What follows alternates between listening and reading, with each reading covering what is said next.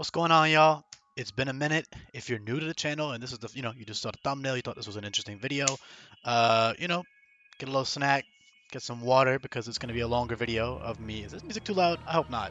If you're new here, I don't script things. I do not script. I think I don't know, it just makes videos feel kind of fake to me.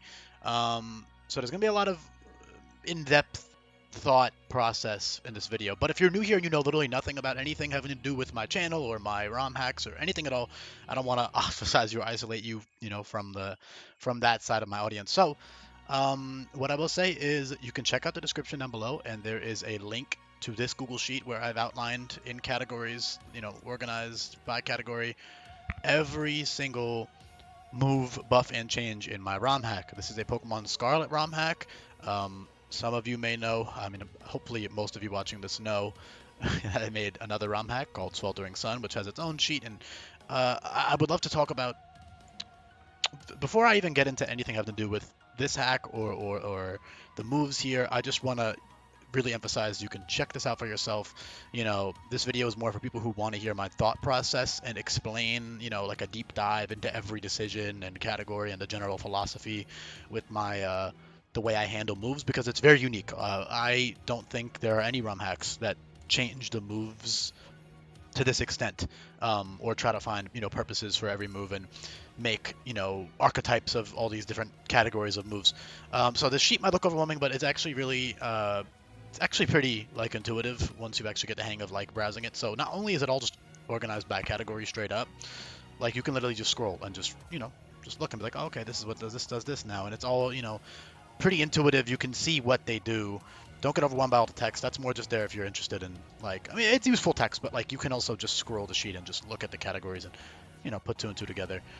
There are all different kinds of new variants of moves in this ROM hack. There are, I try to have these archetypes get filled for most, if not every single type when possible, and also every category. So like a physical priority move of this type, a special priority move of this type, and a lot of people actually, this is wrong. It's not 104. Let's say 100.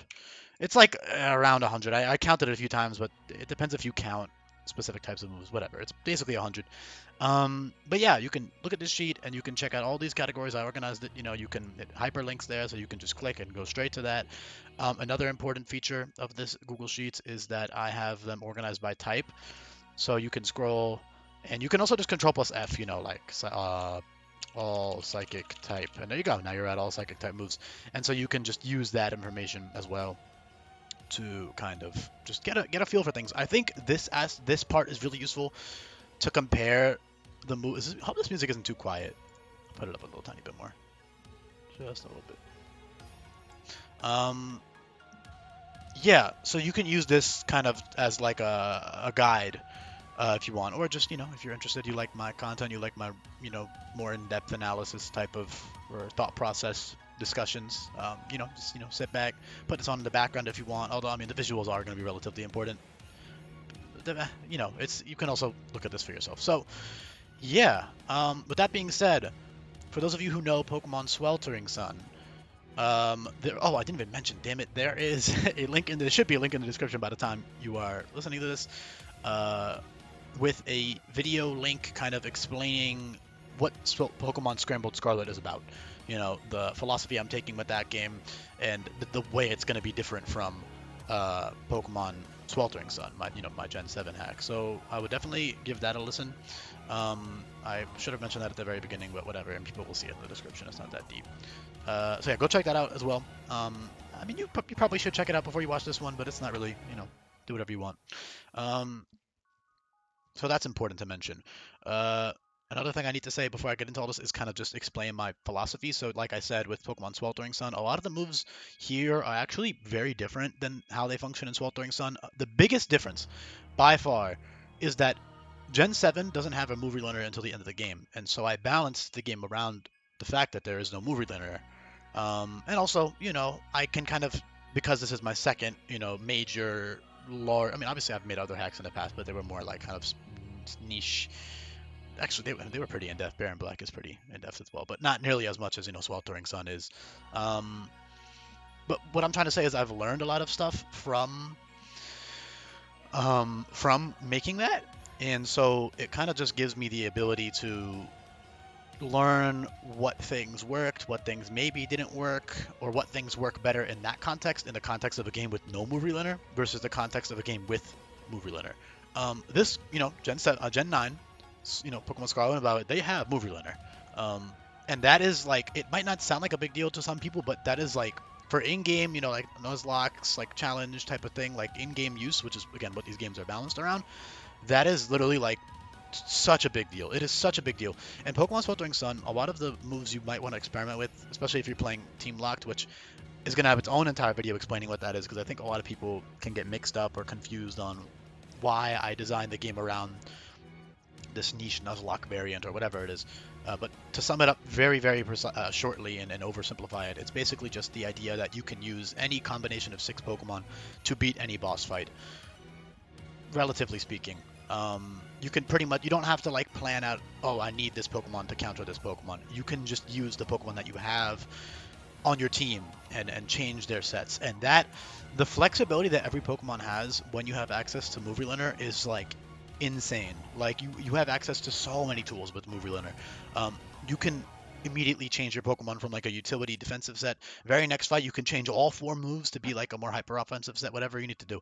It has so much, it makes the game easier in that regard, right? The game is easier, and so the difficulty is going to be, compensating that. Certain item buffs that were in Sweltering Sun. Again, this is not really on topic of the move changes. Also, hopefully this has timestamps, and you can just skip ahead. I should have said at the beginning. If you don't want to listen to this whole pre-ramble and you just want to get into the moves and me explaining that, you can check out the timestamps down below, or you can, feel free to listen to the rambling. But basically, now I lost my train of thought, man. Damn it, I'm so. Yeah, it's very different from Sweltering Sun is my point. Because of Move Relearner. Yeah, I was talking about Move Relearner. So Move Relearner, it's like a crazy mechanic, right? It gives you so much flexibility. It's a really, really, I would say, overpowered tool. And I love it actually. It's awesome because it allows you to really customize, like way more than Sweltering Sun allows you to do. Sweltering Sun, like your Pokemon kind of get, unless you want to only rely on TM and tutor moves, which are be teachable, and therefore you can, cycle between them. But a lot of the time, you're going to want at least 1 or 2 level up moves. And some Pokemon, they need like all 4 level up moves, And at that point, it's like you're really, really restricted, which is fun.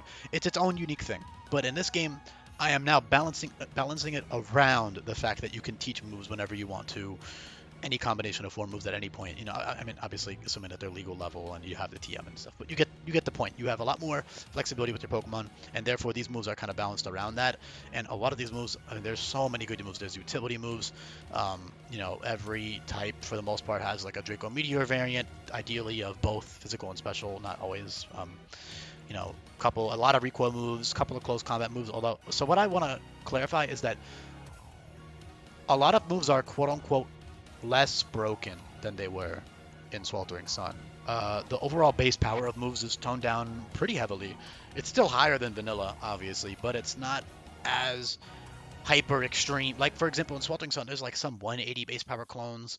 All the Draco Meteor variants are 150, which, a 10 base power difference might not sound like a big deal, but add on stab multiplier, add on ability multipliers, and a 10 base power difference is, even a 5 base power difference is actually pretty damn significant. I'm sure those of you who are more knowledgeable about how like important moves are in Pokemon will know that already, but for a lot of people, they kind of don't think about it. They're just like, oh, moves are moves. Some of them suck, some of them don't.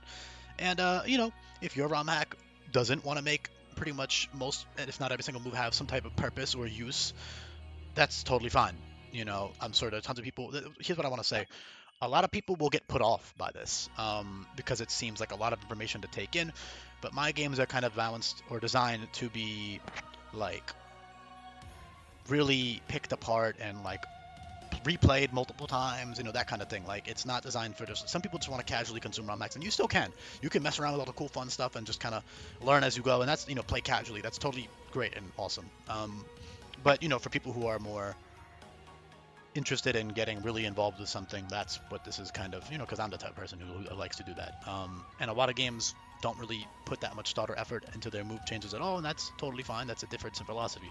But my games, I would say, are very unique in that regard. I mean, some hacks will, they'll especially nowadays, and people are kind of hopping on certain waves or whatever, making more move changes in their games, and that's great. But mine, I mean, it's a pretty in-depth. You know, every move fits into some type of purpose or niche, and that is even more true than ever before with Movie Learner. So that's what I wanted to emphasize, is that a lot of the moves are, I wouldn't say, I mean, they are weaker. They're weaker than they are in Sweltering Sun, but that is for, like, that's for balancing reasons, right? Because you have access to Movie Learner. And what I love about having Movie Learner is it makes all types of niche, like, utility or healing moves that might sound like something you would really want on every single Pokemon, it ends up not being worth it, because you have such a restriction in the moves you can teach in Sweltering Sun. Without Movie Learner, it's like a part of the strategy, right? You have to like plan out your moveset and make sure you're running the best moves or whatever, and be careful with what moves you delete and that type of thing. But I love this. It also makes mixed attackers like 20 billion times better now that you have Relearner, because you can switch from one set to another depending on the matchup, and that's freaking awesome, and I love it. It's super fire. Because I already love mixed attackers to begin with, but now like they're at their best. Because obviously in competitive, a lot of them are kind of mid and crappy. Also, Pokemon in general having higher BST also makes mixed attackers better, because it lets me just not waste as many stats on the mixed attacking stats. But yeah, I'm getting a bit off topic here. I actually do want to get into the move changes. So I think that's basically all I need to say. I mean, the philosophy, like I said, every single move is designed to be useful, at least to some extent. Obviously, some are still gonna be better than others, but like, and obviously, some moves have to be late game just in terms of base power and that type of kind of thing. But even the weaker utility moves have use, especially on bulkier Pokemon. And with the intended, I guess I kind of should talk about Team Block a little bit, because it does, like, things you might not expect yourself to use late game are going to be used if you're playing with the intended difficulty level of Team Locked, where you can't switch around your team and counter team everything. And of course, that's an optional playstyle, but that's how I'm designing it to be played. So, and to be replayed in that regard. So, yeah, the fact that you have a movie learner and all of these crazy moves and awesome, useful moves to pick from at all times is very valuable. Um, in a challenge like that. Meanwhile, most games aren't really designed around this. It's a very unique game in that regard. So, yeah, I think that's about all I want to say for the intro. Very long intro, I know. Hopefully I don't run out of like storage and okay, 12 minutes in. I'm chilling. This is gonna be a longer video. I'm not keeping track really. I'm just gonna talk. So, again, I've organized it into categories. So as you can see on screen, I've got priority moves, Draco Meteor variants, recoil moves, crit moves, guaranteed crit moves, which are a big deal. So in Sweltering Sun, to kind of balance these ones, the guaranteed crit, essentially what I would call Wicked Blow or Surging Strikes variants, to balance these, in Sweltering Sun, I had to just give them like 3 PP. And like, that, first of all, it doesn't really fix the problem that much. It kind of just makes it so the AI can't really use them at all because it's easier to PP stall. And then also, like, you can still grab a bunch of kills. Oh, another important thing I want to mention that I will talk more about in depth in the Scrambled intro video or whatever. But for those of you who are listening to this first or just missed it, or just helps reiterate the point, this game is going to have item clause be an intended rule for intended, meaning you can play how you want. You can play. I mean, I'm not even going to disable healing items this time around. So if you want to play completely casually and use healing items and just kind of play through the game, that's up to you. But my intended, or rules for experienced players, that's what it's going to be. And that is also a really big deal, because a lot of the time in Sweltering Sun, I've done over a dozen runs of that game with the intended rule set at this point, and tons of people in my Discord server have done the same, and it does end up feeling a little bit repetitive at times. And I love that game to death. I mean, it's amazing. It's great. But like Choice Scarf spam and Quick Claw spam especially can get pretty repetitive and boring. And so I think having item clause can force you to, with movie learner. This would be horrible to implement without movie learner, in my opinion. I mean, not horrible, but it would be a little bit annoying at times. But because you have movie learner, you have so much flexibility with your moves. I think having item clause as a balancing measure is fun. So forces you to think outside of the box a lot of the time and be more creative with your moves and your EV spreads and your item choices and your ability choices. Every single Pokemon in this game, not 2 but 3 abilities, and again I'm going to talk about that in the other video as well. But not 2 but 3 abilities, which is awesome. That gives you even more flexibility and room to kind of make your team of 6 that ideally you keep for a long period of time in the game without changing it around with the intended rule set. The team locked rules. You can kind of go and do that. So yeah. Hopefully nobody minds me just like scrolling through. It's not like hurting anybody's eyes. Again, the link to this is in the description, so you can view at your own leisure or pleasure. But yeah, I'm gonna start talking about the philosophy behind certain things now. So one really important thing that I try to do with all of these moves, I really actually take seriously, is like whether or not the move animation fits. So what I had to do is I had to literally just sit and watch and test in the real game what every single move animation looks like. That took a while, but it's worth it because then I can kind of divvy up the moves. This can be this, this can be this, based on that animation, based on how strong the animation looks, based on what effects it has, or just the way it looks. You can kind of make or change things based on that, or just the flavor of the move. The lore, or I don't know, flavor is a better word, of the move. Which is why, for example, with all of these new priority moves, which again, most Pokemon will get access to at least one of these that stab. I mean, not every, like there's some exceptions, but most of them are gonna have these, and they're of every type. There's one of every type in every category, with the exception of Bug, Ground, Rock, and Steel. Those ones only have physical, physical, physical, and special, respectively. And that's mostly just because, for example, in Sweltering Sun, I repurposed Silverwind into a special Bug priority. Mudshot, the physical ground priority, actually never really had any viable moves to repurpose into that. But here's what I'm going to say. There's very few pure type Pokemon who won't have a priority move of their type. And worst case, they get coverage stuff and also Sucker Punch TM and stuff like that. So it's not really, and also you have 5 other Pokemon. So if there is this rare, random example, freaking, I don't know, Hippowdon, for example, isn't going to get a priority move besides maybe First Impression. But he's not going to, I mean, I guess also Mudshot technically, but he's not a special attacker, obviously. So you get the idea there. Otherwise, though, it's every category, So you've got, I kind of tried to base it off the animations, how fast the animation looks, the flavor of the move. Does it make sense? For example, you've got Swift. Swift makes perfect sense to be a priority move. So there you go. There's your normal type. There's your special quick attack variant. Vacuum Wave and Knock Punch already existed. Aerial Ace. Aerial Ace description and animation both naturally specify that it's a very fast, attack. So making that into a priority move is pretty intuitive as well. Gust, same thing. A little bit of a tweak of the description to imply that they whip it up quick. I mean, the animation already fits that, so that's why I chose that to be priority. Sludge Shot, you can. I'm not gonna go into every single reason I repurposed that specific move animation. Just trust me when I say that they do fit. I do test every single animation to make sure it fits that effect.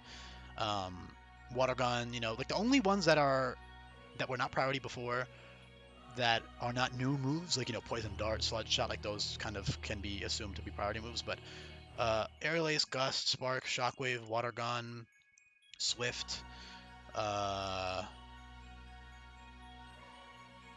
Twister, Mudshot, and that's it. Every single other move is either a new move or was already priority. Stuff like Shadow Sneak, Aqua Jet, that type of thing is already priority. And then new moves, Pyro Dash, Ignite, Leaf Flurry, Frost Flurry, all of that kind of implies speed. Pixie Dust, Befuddle. I cooked with that name. It took me a while to think of one. In Sweltering Sun, it's called Fairy Blow, which I just don't think implies speed well enough, and also is kind of just a lame name. I love Befuddle though. The idea, it's kind of like there's 2 types of physical priority moves. There's the ones that just move fast, like Pyro Dash, Quick Attack, Aqua Jet, and then there's the ones that are catching them off guard. So stuff like Shadow Sneak, Creeping Strike. Oh, dude, the animation for Creeping Strike is heat, absolutely heat. Also, you might notice all moves now have the tags of the abilities that they work with under the name. So Mega Launcher, Bulletproof, yes, there are new Mega Launcher moves. Get excited for that. I'll talk about that in a bit whenever I get to it. Again, you can check out the timestamps if you want to jump to that. But yeah, that Mega Launcher, I did a workaround to get that to be editable. Bulletproof, Wind Rider. Obviously, all of these are boosted by Technician. I know, quite a few Pokemon will have access to Technician, so a lot of Pokemon will get Technician priority moves of their type, which is really awesome and useful and strong. Yeah, so I don't know, what else. I mean, some might seem weird, for example, Creeping Strike and Jesus, I'm talking too quick. Creeping Strike and First Impression being sharpness boosted, for example, might seem kind of weird to some people. But the way I envision it is if a Pokemon, I don't know, hypothetically, let's just say Cleaver, right? I mean, there's going to be tons of new sharpness Pokemon. Any Pokemon that has sharp features, using those moves is going to use its sharp appendage. And I didn't do that for every single, because you can use that logic to stretch all types of moves. So I tried to keep it relatively, Creeping Strike, they slash. They don't have to slash to use Creeping Strike, but the Pokemon with the blade, cleaver is going to use its axes to attack when it uses Creeping Strike, for example. Same with First Impression. So that's why I made those sharpness boosted. But again, I try not to do that for every move because you can kind of stretch that logic for a lot of vague moves. Like Shadow Sneak, you could argue, Zero Edge using Shadow Sneak, I didn't want to reach it too much, so I just kept it to a couple extra moves that are sharpness boosted. Besides all of these 50%. Maybe I won't do timestamps, man. It's gonna be impossible to I don't know. I'm just gonna ramble and talk about my game and listen if you want, that type of thing. So, that's priority moves for you. All right. With Movie Learner, these are even without Movie Learner, they're actually really balanced because it takes up a move slot permanently. Besides the ones that are, the few priority moves that were TMs or tutor moves in Sweltering Sun. But now that you have Movie Learner, you can teach these whenever you need it, which is really, really useful. Even if it's something you might not think would use it, every once in a while for a specific boss fight, you can tech it on to teach. So that's a very good tool for all these guys that are going to get access to these. I don't think there's anything else I need to talk about. Again, one for every type. Only these 4 types don't have one for each category. And again, another thing I want to mention about that is there is no pure bug special attacker, for example. So it's not like there's any special attacking bug type that needs priority because they have a second type. Like, I don't know, Volcarona. There you go. You got Ignite. I don't know. I can't think of other examples right now. Bug flying special attacker has Gust. So you don't need dual stab priority every time. Same goes for Mudshot. Very few pure ground types that are special physical attackers. Not very few, but few enough. And those guys just want a priority. It's not the end of the world. And they also probably, a lot of them will get First Impression anyways via TM. So, Accelerock, same deal. There's no special rock move, but special rock types in general are pretty rare. And special rock moves, I mean, they're absolutely eating in this game. You can check those out. Again, in the type category, I have it organized by every single type, and you can kind of compare and see, okay, what do special attackers get access to? What do physical attackers get access to? I also haven't talked about the concepts of signature or exclusive moves, so I'll talk about that now. There are so damn many signature moves from Gens 8 and 9 specifically. A lot of moves have hyper-specific animations that just are not going to fit a lot of things, and then also a lot of these moves are I like signature moves. I think they're cool. A lot of people I've heard will make jokes about this game, there's no signature moves in this game, and it's no, there still are, man. There still are signature moves. They're less common, moves that you might have initially thought were signature or exclusive, I don't know, random ones fucking Psycho Boost, shit like that. Dragon Ascent, these moves that are typically legendary signature moves are no longer, but some of them have restrictive either animations or flavor around the move regardless, or I have a surplus of moves actually. There are 900 moves. I mean, they're not all in the game. A lot of them are cut, but there's still over 600, 700 moves coded in that are usable in Scarlet and Violet, and that's a surplus. That's a lot. That's a lot of extra stuff. So I can repurpose a lot of them into cool exclusive moves that are kind of intended to be specifically synergistic with that specific Pokemon or group of Pokemon. Or a lot of the times it's kind of based on the animation, being restrictive just by nature. Okay, I don't know, what's an example? And again, you can navigate to this on your own and look at Order Up. Order Up is literally sushi. You know what I mean? I can't repurpose that. Crab Hammer has a whole ass claw that is shaped like a freaking crab, so you can't give that to everything, every water type. It just doesn't make sense. High horsepower. This is actually one that's a personal pet peeve of mine. High horsepower is not needed. This game is not really balanced around double battles, so I know that high horsepower versus Earthquake has an actual argument. What bothers me about high horsepower is that the animation is still a giant hoof, despite the fact that I think it might have not been in maybe Gen 8, but in Gen 9 it's a hoof again. Which is okay, why the fuck can my, I don't know, I can't think of an example. Swampert. Why the hell is Swampert able to use hooves? I know it's taking it a bit too literally, but he doesn't need, because for example, over high horsepower you have Earthquake obviously, and then where the hell I'm so bad at multitasking I can't talk and navigate at the same time. But ground is all the way at the bottom. So you've got Seismic Fist, ground punch move. You've got Dig, which is 90 base power. You've got Earthquake. You've got Hyper. You've got all Megaton Kick, Headlong Rush, which all of these are widely distributed moves. Obviously with some restrictive flavor like Hyper Drill. I'm not going to give that to fucking Hippowdon because it just doesn't make sense. But you get it's Hippowdon doesn't have fists, you can't use Sideways Fist, that type of deal. But in general, they're widespread.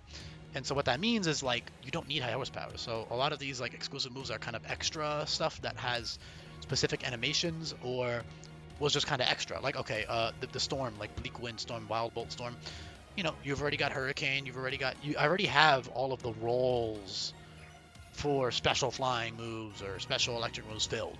So I may as well make cool exclusive tools for specific Pokemon. I think it makes them feel more unique, more fun to play around with and use, and it's just a cool thing. I like signature moves, so I wanted to clear that up as well.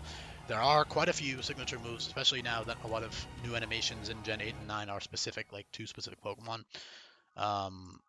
Yeah, so you can look at this list for all the exclusive moves and look at all the effects. I'm not gonna. I mean, I'll probably will talk about them as I go through the video, but I'm gonna try to go in order, I guess.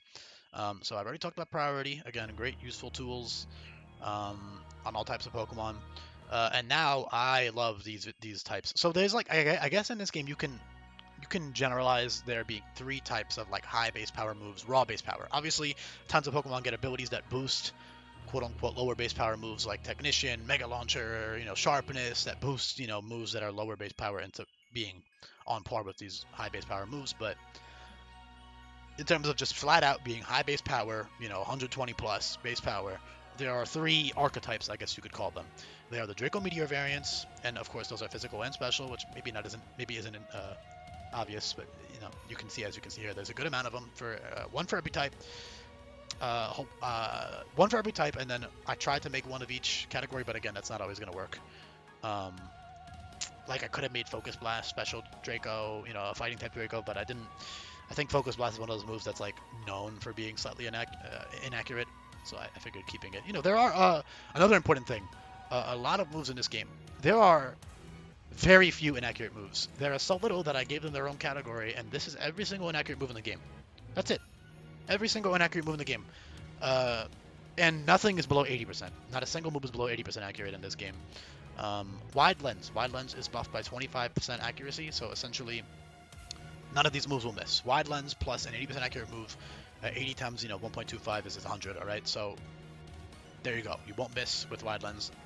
There's not a single move you will miss. You have to risk missing, and that's how these moves are balanced. These high base power and accurate moves are balanced for the player to actually, that's why I balanced it around Team Lock, this Nuzlocke variant, where you actually care about your Pokemon fainting, right?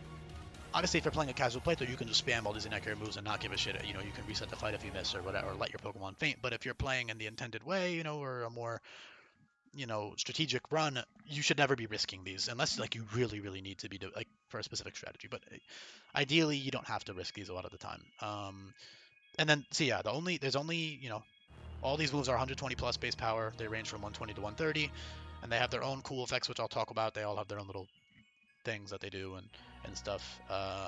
And then there are 4 sleep moves that are 85% accurate to PP, and sleep is also reworked, and I would love to get into that right now, but I'm going to try to do this in order, so I don't know how well it's going to work out. But yeah, that's priority moves. Here's the Draco Meteor variants.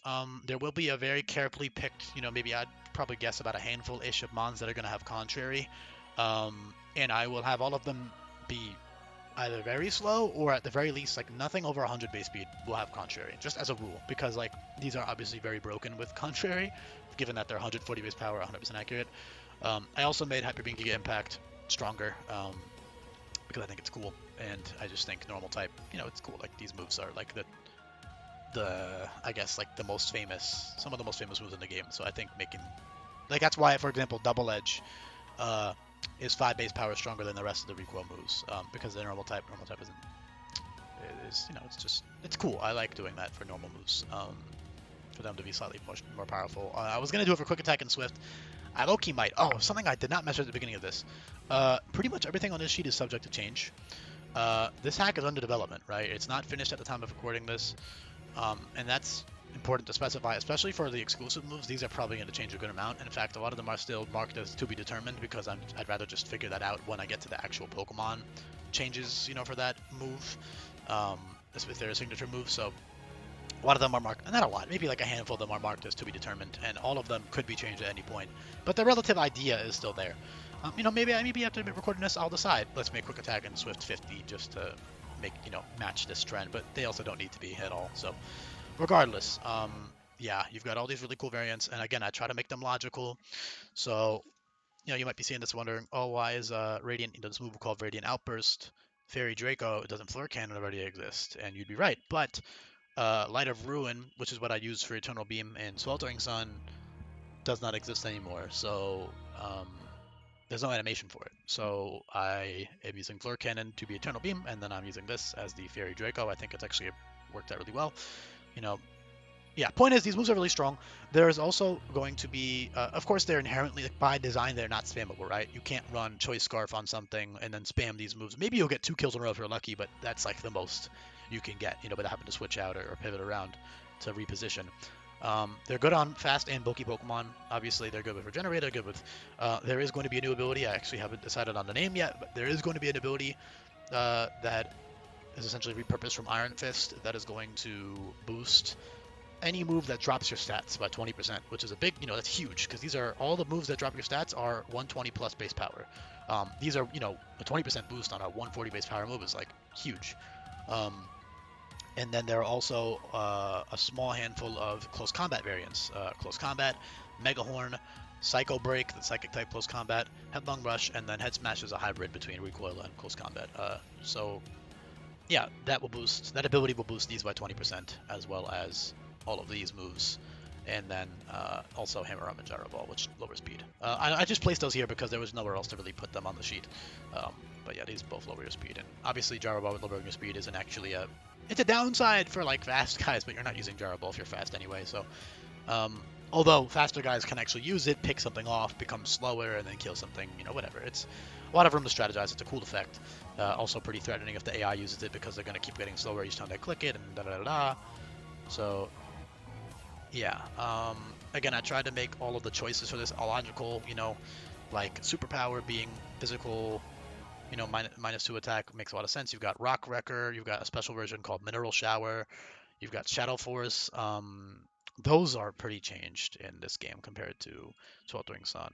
Sweltering Sun, they're both close combat type variants, but I'll talk about that when I get to the physical ghost moves, because I'm going to go through each category and explain it, but I would love to talk more about the nuances with this physical ghost moves, because obviously a lot of move categories are like infamously bad, right? Like Fairy infamously has like no physical options.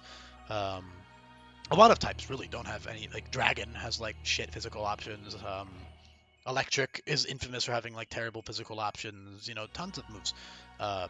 Tons of move categories, I guess, are known for being kind of crappy.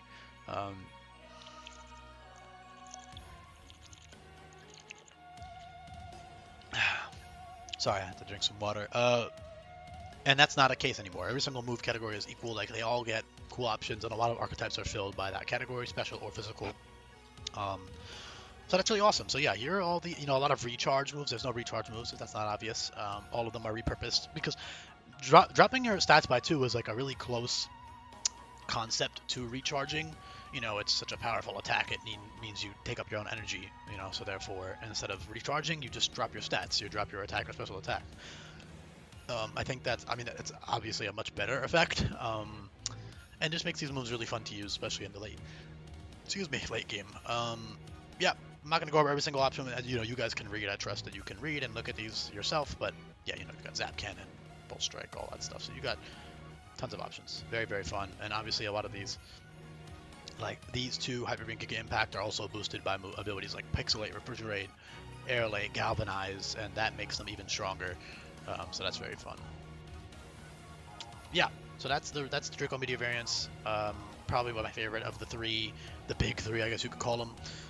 The second is Recoil Moves. I'm kind of lumping Recoil and Close Combat variants together, because if you want to be objective about it, in terms of spammability, Close Combat is by far the most spammable compared to Recoil, compared to Draco Meteor, compared to, the crit moves, which I'm going to get into. I'm excited to talk about those changes because they're very different from Sweltering Sun. So essentially, Recoil moves, in game, in competitive, you can argue Recoil might be the worst of those three drawbacks, but in game, it's very easy to manage recoil. It's super easy. You can literally just plan out, okay, on this turn I'm going to click this move, it's going to do this much damage, and I'm going to take this much recoil, and you can pretty much guarantee you won't kill yourself, as long as you plan around it. So if 1/3 recoil on all these 120 base power moves, um, basically, like, it's not, it sounds like a big deal, but it's pretty spammable. You can usually get, like, depending on how much base HP the Pokemon you're killing has and how much HP your Mon has, especially if you're like a Mon who's running Scarf. You can also run HP EVs if you're running Scarf. You know, you can speed creep whatever the boss fight is, and we have tons of extra EVs to dump into HP, so you can click this move more. But yeah, 120 base power spammable moves. Obviously, they're boosted by Reckless as well. And then there are 2 abilities that prevent recoil damage. So there's Magic Guard, which is going to be better, especially for these special variants. You know, there'll be a decent amount of Magic Guard Pokemon that have access to Overheat, Seed Flare, Lumina Crash, Draconic Beam, and Eternal Beam. So there's these 5. Obviously, there can still be Reckless Mons who have these moves, but in general, as a rule of thumb, most of the Magic Guard guys would be given Magic Guard specifically because of access to these moves for the most part, because otherwise in-game Magic Guard is a pretty mid ability. It prevents Life Orb recoil, and that's basically it. And some other niche interactions, but it's not as ubiquitous or incredible as it is in competitive, because obviously entry hazards are a big deal in competitive, but not nearly as a big deal in-game. But yeah.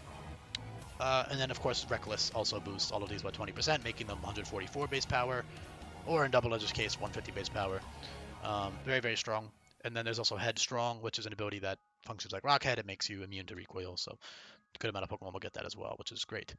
There are no more 150 base power. The only move that is stronger than this that is recoil that isn't like an exclusive signature type of move is Head Smash. And that's because, first of all, Strength is already the regular, recoil move, and then also the recoil here is 50%, which is pretty damn severe.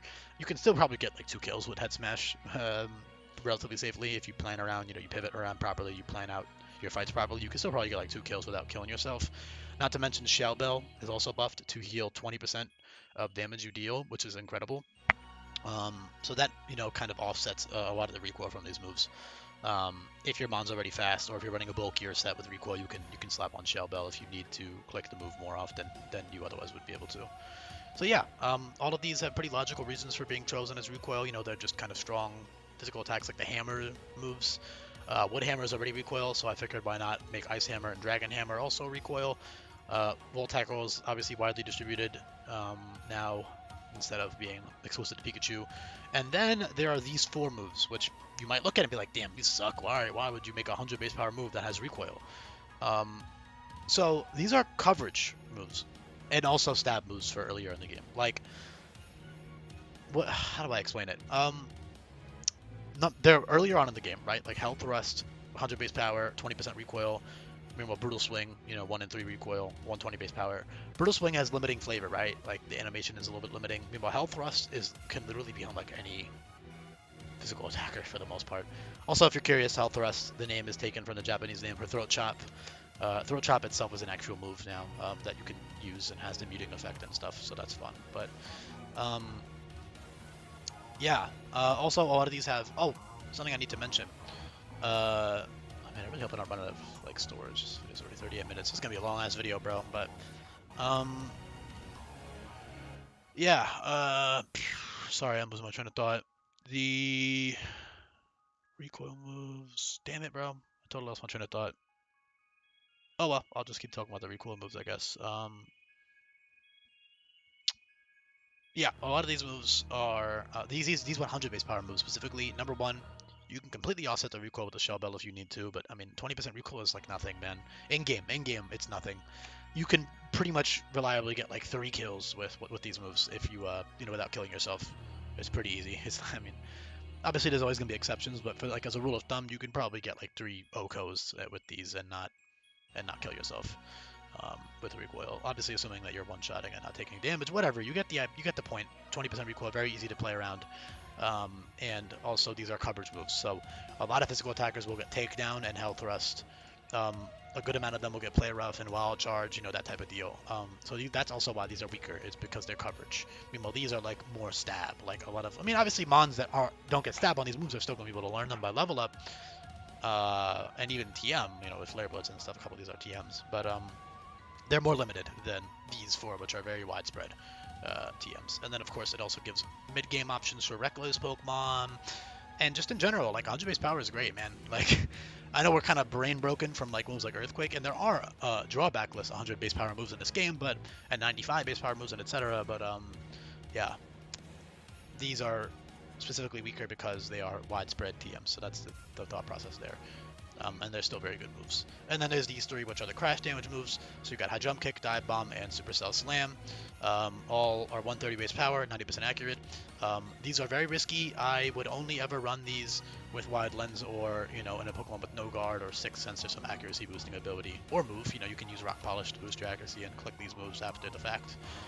You know, once in a blue moon, you could risk it if you need to, but all of these have alternatives, right? Like Supercell Slam is a lot stronger than Volt Tackle. It might seem like 10 base power isn't a big difference, but it is when you consider stab and boosting abilities and stuff. So there might be some ranges that Volt Tackle can't hit that Supercell Slam will hit. And the same with, you know, CC versus High Jump Kick or Brave Bird versus Dive Bomb. But again, there is a big risk here. So definitely got to be careful using these moves. And then also, I'm never giving these to AI because it's so easy. I mean, maybe Dive Bomb because I need to get into Protect. The Protect changes, man. I probably should talk about that now. And I also didn't talk about AI only moves.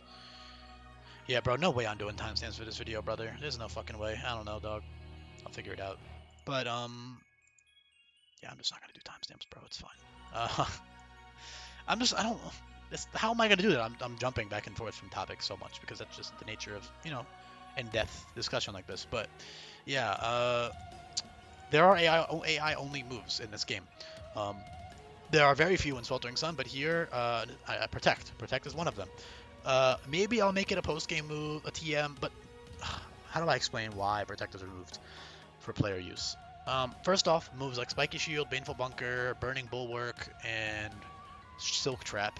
There's more that aren't, but they are not in the game. Like King Shield and Obstruct aren't in the game. But those four are going to be, you know, relatively exclusive moves, you know, really useful tools, especially now that Protect is gone, those tools become even better. But besides those Pokemon, nothing will get Protect. You do have Endure, but Endure is now only 1 PP, and the reason for that is because setup, even with all of the nerfs that are given to setup moves, there are tons of them. There are also tons of new setup moves and more distribution, but even with all the nerfs I've given to setup moves, it's still broken inherently, just because you're fighting against AI. Even if I give all of this incredible anti-setup stuff, you know, to AI to prevent it, it's gonna still be something that is pretty easy to do. So Protect with Infinite Move Relearner is broken. It's broken. It's broken for player. AI will hardly ever, I would actually argue, pretty much never really want to take advantage of Protect outside of maybe like triggering a Flame Orb or Toxic Orb. That's basically it. Or maybe like on a really stally set, but AI tends to not really understand how to use stallier sets that well. Maybe for like a regular trainer, but and also I can give them Protect. It's not like Protect is gone. It's just you don't get access to the TM anymore. And the reason for that, again, you can also read this little blurb if you want to hear more about it, or just read this instead. But for the verbal explanation, it's basically because it's very easy with Move Relearner and all of these crazy moves to try to get a sweep going. Maybe you can kill the lead and then, you know, debuff the attacking stats of something that comes in next until it's weak, and then you can set up on it. And there you go. And then a lot of the anti-setup stuff is going to be like Quick Claw or Priority. And Quick Claw is changed in this game to be a single-use consumable item. So basically, you can Protect on the Quick Claw, and that will negate it. That basically nullifies it. And that's broken as hell with Move Relearner because there's no opportunity cost. I mean, very rarely are you going to need all 4 move slots. You can, I mean, how do I, like, it's not a big deal to need to teach Protect with Move Relearner. In Sweltering Sun, it's actually like, oh shit, I could sweep if I teach Protect, but it's not worth deleting my moves. But in this game, there's no risk, there's no cost, so that's why it's removed.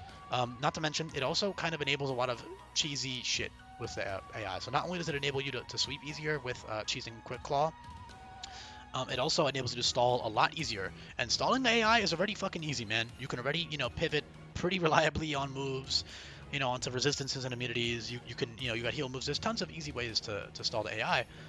But Protect just makes it objectively twice as easy, and it's broken. It's broken. The AI doesn't play around Protect like a human being is going to. They don't see it coming. You know, they don't punish Protects or whatever. They don't set up on your Protect. That's not how it works. It's AI, right? So, you know, things like Leech Seed or Toxic Spikes are really broken when you have access to Protect because You can, especially with Black Sludge being buffed, Black Sludge healing, Black Sludge in this game that heals double HP because I love poison types. I mean, shout out, you know, yeah, I got the fucking poison shirt on. You know, I love poison types. So Black Sludge would protect. You know, Leech Seed would protect. That type of shit is just broken. Leftovers even would protect was broken in game.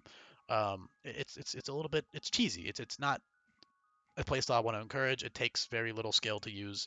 And stall is still easy as hell, man. Like it's still easy to play in game. It's just less easy now because you don't have access to protect. And as for endure, I was thinking about removing endure, but I fucking love endure strats with like pinch berries or flail. Like I think that's cool as hell. And also with protect, you're completely nullifying the move. That is, like for example, you set up right, you get 2 kills, and then the quick claw on the opponent's team comes in, and now you're like, okay, I'll just click protect, and I burn their quick claw, then I outspeed and kill them the next turn, whatever it is. But with endure, you still have to take the hit, so it'll leave you on 1 HP. So what that means is if it's like a sleep move or a paralysis inducing move or burn inducing move, you'll either get statused or you'll die, or like you're gonna be on 1 HP, which puts you in range for like if you're using recoil moves, you'll kill yourself. If you take any type of chip damage, you kill yourself. If you know, it's just riskier. It's definitely still really good. Like Endure, I think is gonna be a very very good tool for if you do want to try to get some sweeps going. Endure is a very good tool, but it's also only 1 PP, and hopefully some good amount of AI teams will have at least like 1 priority move, but it's hard to control what order they come out in, and it's not always going to use it the proper way. So I'm not going to get too in depth into that aspect of it, but just know that that's why Protect is gone, and that's why Endure only has 1 PP. Also, it makes it so that AI can use Endure a lot better. Same with all these setup moves that all have like 1 PP or like 2 PP, 3 PP. It means the AI won't brainlessly spam them. They click it once and then they're done with it, you know, which makes them much more threatening when the AI uses them because they click it once and they'll start to attack. They don't get greedy or you know they don't spam the move without really realizing how setup actually should be used. I thought it was gonna hurt after I'm done recording this, bro. I'm at 45 minutes and I have barely a lot of stuff to talk about. Okay, so that's recoil moves. That's close combat. Head smash I already talked about. Oh, these two moves. These two moves are not reckless boosted, alright? Steel Beam, actually I need to test Chloroblast. Because Chloroblast technically is coded differently than Steel Beam, but I'm not going to get into that right now. Just know that I know for a fact that Steel Beam isn't reckless boosted at least, and Chloroblast shouldn't be, but it low-key might be as a bug by accident, which isn't my fault. That's just Game Freak's fault. But um, Magic Guard still does prevent the recoil, but Headstrong does not, so that's important to mention.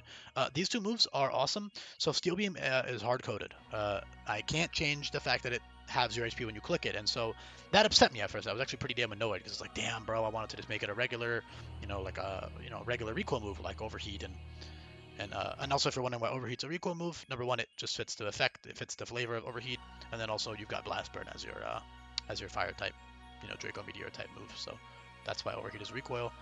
But yeah, Steel Beam and Chloroblast, very very good tools now that they are 1 PP. It's just they're essentially like Meteor Beam in a way, but instead of taking Power Herb or 2 turns, they take half your health. So you can run Citrus Berry on a faster Pokemon, or you can just tank the recoil and you know, the 50% of your health and just outspeed and kill things or whatever it is, and get a couple kills and then switch out.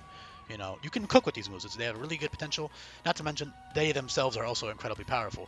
So they're 180 base power effectively. Not to mention Pokemon with the ability Ruthless or Mega Launcher will get an additional 50% boost to these moves, and also Pokemon with Rapid Fire get priority on these moves. So that's really awesome and fun to use, and you know, it makes them worth using. Although again, that 50% of your health is still a huge downside, and they definitely can't be like brainlessly clicked. But you should, you know, at least if you're doing a Nuzlocke and you care about your Pokemon fainting. If you're playing casually, then you know, go ahead and spam all the recoil moves you want and just let your guys die.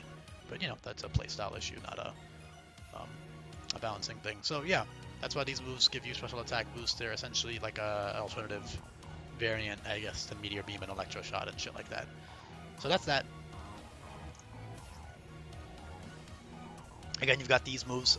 Essentially, so close combat is close combat, right? I actually really, I'm not gonna lie, I wanted to nerf these to 110 base power, but I'm gonna let them rock. I'll let them rock and be 120. If I feel like it in a future patch, I can make them 110, but for now, I'll keep them all as 120. I think it's fine. You know, they're very limited. You know, Mega Horn has restrictive flavor. Not every physical bug type. In fact, most physical bug types don't even make sense to learn Mega Horn because they don't have like the appendages needed to use it. I mean, a lot of them can, but yeah. Not to mention physical bugs have so many awesome moves nowadays with in this game with abilities and shit. So Mega Horn, great. You know, all these 5 moves are great. All right, but less common, and they're not less common, but they're just, you know, less common compared to the number of types that are covered by the regular recoil moves. You know, which have, you know, special physical dragon, special physical fairy. You know, all that. You know, every type basically has at least one, ideally 2, of recoil moves. So mostly 1 though. Most of them only have 1. I think the only ones that have 2 that are widespread. Also, this doesn't. Oh, I didn't mention this at the beginning. All of these organized categories, besides the Mega Launcher moves, do not include signature moves or exclusive moves. Those have their own category, mostly because I don't want to bloat these lists with moves that only like 2 Pokemon get. You know, it's kind of stupid. So there are tons more variants of these moves that are exclusive, and you can find those in their own section. Like, for example, Armor Cannon or Hyperspace Fury are close combat variants as well, but they're not listed here because there's just no need to list them here. Now, crit moves. Crit moves are a big deal in this game. Not only do they punish setup moves that boost your defensive stats, it makes them a lot less broken and overpowered, meaning the only ones you really have to worry about as much are, I mean, they're still great. Not to mention, not every single, I mean, every fight will probably have at least one 50% to 100% crit move, at least. I mean, at least once you get past like the early game. A lot of them will have multiple, but some of them, you know, might just have 1 Pokemon, which is, you know, 1 Pokemon. You can still kill everything else with you know. Also, these moves existing makes abilities like Battle Armor and Shell Armor incredible. They're already good for Nuzleckers, but like they are really good in this game because of the ability to shut down these moves, especially if a Pokemon has Ruthless or Sharpness. So every single move on this 50% crit move list is Sharpness boosted. So this can kind of double as like a Sharpness list, although there is maybe another like half dozen or so Sharpness moves like Aerial Ace, Creeping Strike, Burst Impression, Fury Swipes, Fury Pecks, like shit like that, Hyper Drill. There's a couple more, but most, you know, it says it underneath the name of the move. And also, once I get around to making the ability guide, there will be a list of every Sharpness move on there. The only reason Mega Launcher has its own list is because there's too many moves to list. There's way too many moves to list. There's over 75 of them, so it's too much to list on the ability section. So that's why it has their own little section. Also, just so you can kind of memorize them better, because it has overlap with the Bulletproof list. And I'll get into that in a second. But yeah, crit moves, great for the AI, especially with these 50% crit moves. So these moves are balanced so that when the player is using them, if you want the crit, you have to run Wide Lens, or you know, you have Super Luck or some other way of boosting your crit rate. You shouldn't, if you're playing with like, you know, the intended rule set, you know, Nuzlocke, whatever, you should never ever bank on getting that 50% crit unless you really need to be banking on it. But like, they're essentially 80 base power moves for for all intents and purposes, unless you're using that scope lens. Then they become 120 base power. When the AI is using them, you should be prepping or preparing as if they're getting that coin flip every single time. So when the AI is using these, they're basically 120, and then of course with Ruthless or Sharpness, they go up to, you know, 180, which is like incredibly powerful. So they're very, very, very good tools for AI. And then for the player, they're still very good, especially on faster Pokemon. You can slap on a scope lens and get some kills. Or, you know, you can run scope lens and boost your speed and whatever and get some kills, whatever. But it's a lot easier said than done. And yeah, and they're good moves, all right, is the point. But you need the scope lens for consistency. That's by design, okay? That is by design, and yeah, and they're also earlier on in the game compared to the guaranteed crit moves. So the guaranteed crit moves, these were really hard to balance in Sweltering Sun. They're pretty broken, even with the PP nerfs in Sweltering Sun. However, Gen 9 has added a really cool flag that I can apply to any move, which is, I'm sure you guys know, Gigaton Hammer, right? You can't use that twice in a row. So I thought a really, really, really awesome way to balance these moves is to make it so you can't use them twice in a row. And that's another reason I removed Protect, all right? So not only did I remove it to make setup and stall a lot less broken, but also it's so these moves aren't as broken. Because yes, you kill one, like for example, if you're running like a Scarf Pokemon with Wicked Blow, yeah, you get one kill, but then you have to switch. Like you cannot, or you will struggle. You know, you will struggle that turn. Bulkier guys can also take advantage of these a lot better now because you can switch and alternate. Not to mention there will be some fast Pokemon that get access to 2 of these, you know, like, I don't know, what's a random example I could think of? Fucking Excadrill, right? Excadrill will have Hyper Drill and Brutal Blade. So, there you go. Like, you can alternate between the 2, but, I mean, Excadrill isn't the fastest without Scarf or in the sand anyway. So, I don't know. I can't think of like a super fast guy that gets both of these right now. But there will, Greninja, will probably have, two, probably even more crit moves. Uh, and he can alternate between them and, outspeed and kill things. So that's great for him. But in most purposes, faster guys are going to want Scarf. And even, your own Greninja might need Scarf sometimes, depending on your nature, because you're not always guaranteed that plus speed nature. But yeah, point is these moves are balanced around the fact that you can't use them twice in a row, and I think that's an awesome drawback. I think it's really cool because I like my games to be switch. Like I like them to, encourage switching around and pivoting around and that type of thing. And something I didn't mention so far in this video, but is in the other video about Scrambled Scarlet, is that there is no infinite use eject button anymore. So now it's regular old eject button, which is still an incredible. I mean, it's literally one of the best items in the game for player use to pivot around, but it's just not nearly as broken as it is in Sweltering Sun. It's just a good item. Because of the fact that you have access to Move Lunar, I wanted to. I'll talk more about that in that video if you want to hear more in depth. But that's the. That also basically means so that pivoting around is not harder, but less free as it is in Sweltering Sun with the eject button. But yeah, so basically there's tons of these moves. It's physical and special, and these are all boosted by both Ruthless, and then a lot of them are boosted by Mega Launcher or Sharpness, or Aeroblast is boosted by Amplifier, that type of thing. But yeah, very good. Ruthless, especially boosting all of these to 180 base power is incredible. Oh, this should be 10 PP, not 15. They're all 10 PP. But yeah, very good tools to use and a lot more balanced. I mean, they're very balanced now. It makes me really happy because that was one of the more broken move variants. The Surging Strikes clones, there's only 3 of them. There's Bug, Mud, and Surging Strikes, of course. Those are also synergizing with Rapid Fire and Mega Launcher and all that shit, and that's awesome. But I can talk about that more when I get to that section. But yeah. That's all the crit moves for you. You can't use them twice in a row, so you can't spam, also with item clause, you can't spam Scarf crit moves everywhere and just, kind of switch and kill. It's a lot harder than that now, so that's fun. There are also quite a few just guaranteed crit moves that don't have any drawback. That's because they're weaker base power, right? So, or their drawback, for example, like Solar Blade, Solar Beam, the drawback is that they're 2 turns outside of the sun, or Doom Desire Future Sight, they take multiple turns, that type of thing. My head hurts, man.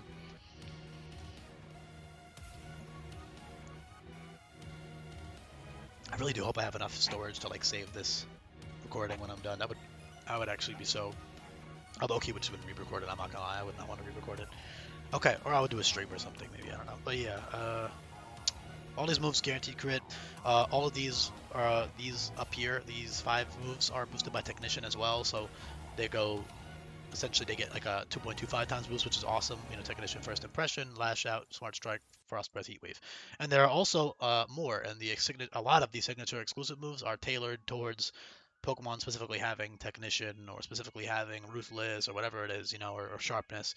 And a lot of them are guaranteed crit moves. So there's also more down here. Like all of these are guaranteed crits, and there's more as well. So back on topic with the widespread ones, though, the ones that are going to apply to most Pokemon. Here they are. Very cool.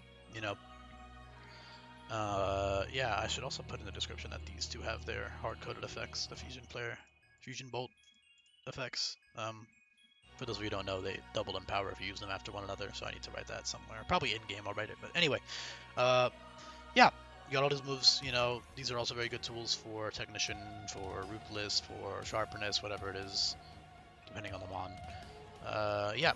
These 3 are pretty much unviable in the intended, should I say whole field, in the intended playstyle, but they are very strong tools for the AI to use against you.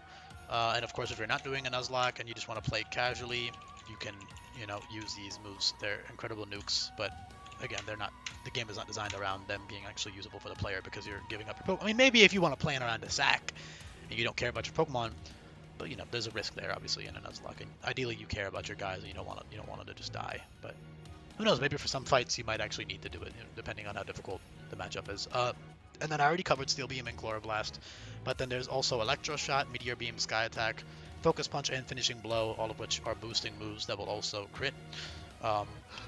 So Electro Shot and Meteor Beam versus Sky Attack. So Sky Attack I tried to make it like a physical variant of Electro Shot and Meteor Beam, but Sky Attack, I can't make it boost attack on the first turn, so it only boosts attack after, which is why it's still 140 base power.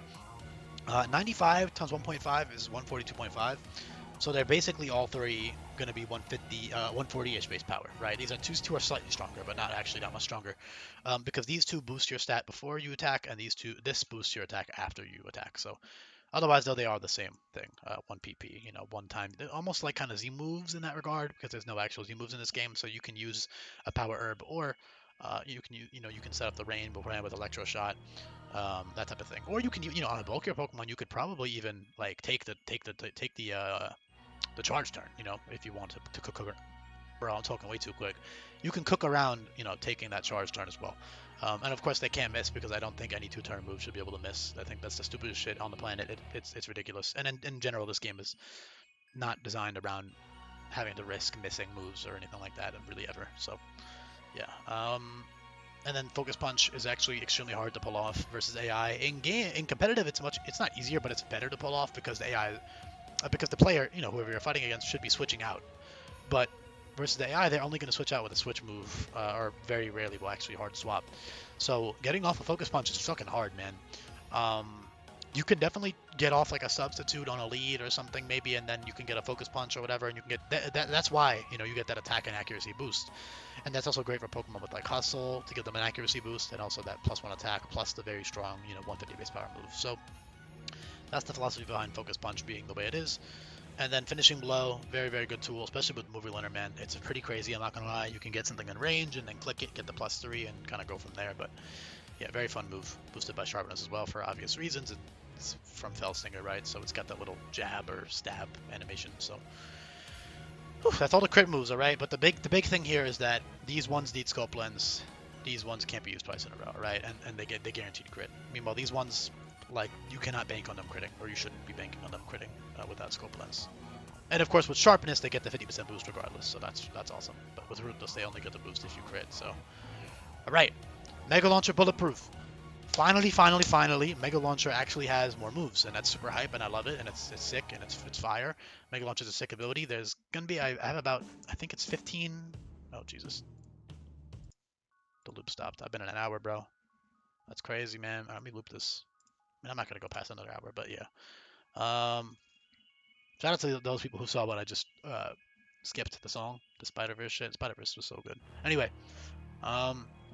yeah, tons of Mega Launcher moves. So all of these are only Mega Launcher moves. They're not bulletproof, because I don't see Pulse moves as being bulletproof. Like I see like moves like Dragon Pulse and fucking Dark Pulse and all that shit going through bulletproof. However, Bulletproof, which is now it's going to be pretty limited. Like I said, about maybe 15-ish mons I have planned for Mega Launcher, roughly. And then, of course, that's subject to change, but roughly 15.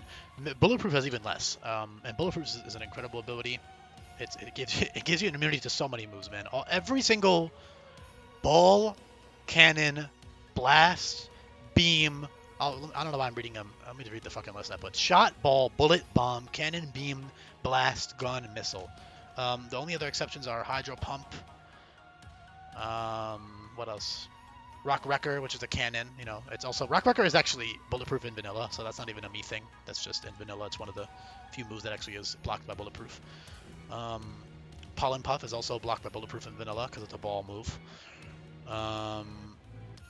So yeah, I added Tri Attack to the list because it's a beam. I added Side Strike because it's a ball. It's like a big old ball blast type of move, and also because I just think that having one. I mean, there's technically these two psychic moves, but like a strong psychic Mega Launcher move for Armor Rouge would be really cool. So that's why Side Strike is there too. And also because it makes sense, it's a big old, it's like a ball. He like shoots the ball out of his thing. Anyway, yeah. So otherwise though, all of these moves follow that naming convention of every single move that has shot, ball, bullet, bomb, cannon, beam, blast, gun, or missile in the name is blocked by Bulletproof and boosted by Mega Launcher, and that is a lot of moves. Mega Launcher is gonna be one of the most like broken boosting abilities in this game, because even stuff like Sharpness and shit, like it's lower base power moves relatively speaking, or they have more drawbacks, but like dude, getting like a 50% boost on like Blast Burn and like it's sick. I mean, there's tons of quote unquote broken abilities in this game, and that's kind of how it all works out. But yeah, Mega Launch is going to be pretty damn crazy on a lot of mons that are going to get it because of the crazy 50% boost you get to all these awesome moves. And there's tons of them. I'm not going to go every single one. You can read, you can look at this list for yourself and deduce. But again, every single one is a ball bullet. I'll stop repeating myself. All right, I'm going well past the time limit. I thought this was not going to be over an hour, but I guess it is. So that's all the Bulletproof Mega Launcher shit. Great buffs to both those abilities, right? Moving on. Multi-hit moves. These are loaded dice. Loaded dice is a huge deal. You as the player, if you are banking on getting, if you're not holding loaded dice, these hit twice.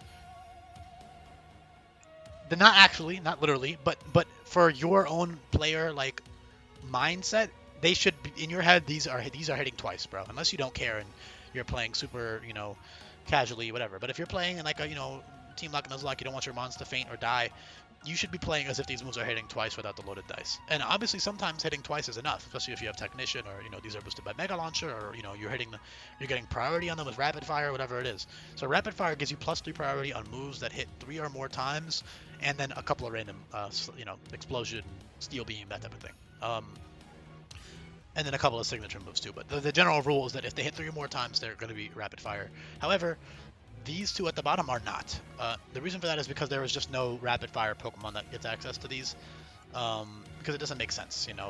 Maybe I'll change that down the line. Maybe there will be one, but as of now there are none that are planned because the content of the move is shooting things, right? Even with Pummel and Wallop, the only reason these are rapid fire is for Hitmonchan because his ability is a pun, right, on punching fast, so that's why these moves will get priority with Hitmonchan. That's also why Rock Wrecker is rapid fire. It's specifically just for Rhyperior, who I have planned to have priority Rock Wrecker with Rapid Fire, so that'll be sick, as well as Rock Blast and other stuff. So, yeah, whew, man, I am getting a headache, bro. I'm talking way too much, but I want to get through this, and, it's fun. I like talking about this. Hopefully people don't mind the fact that there's no timestamps on an hour plus long rant video. Yeah, these are all very good. Scale Shot is nerfed. Again, most setup moves are nerfed. Scale Shot falls under that. Scale Shot in competitive is actually a relatively balanced move, but in game it would be so busted, man. Like loaded dice giving you 100 base power +1 speed move with no drawback that also breaks focus sashes is wild. So now it's a tool that you're using to boost your speed. That also can do damage, but it's not like both in one, because even with Swords Dance you can still get sweeps going with Scale Shot, man. Like, it's still a crazy move, even with the significant nerf that I've given to it. Also, I just kind of don't see Scale Shot being that strong personally. I don't know, like, if you really think about it, like, why is that such a strong, like, they're just shooting their scales off, so I think it makes sense to be weaker. So that caps out at 75. With loaded dice, that's basically a 60 base power move, and without it, it's basically a 30 base power move. And it still breaks sashes and, all that other stuff, so that's good. And then you got all these other ones. There are quite a few new ones. You got Spike Cannon, which is Steel type. Fury Pet. You got Flying Fairy and Fighting type variants, as well as Dark type. And all of these can't miss anymore because that's just how the game philosophy works. Beat Up is its own unique thing. Very good move. I would love to talk more about it, but I'm gonna try to get through this a little bit quicker. So Beat Up is good though. It actually is very useful, especially because it's consistent. So anyway. There's tons of 2-hit moves, so essentially double hit, and then there is double kick and bug biting, which are now essentially bug and fighting type variants of double hit.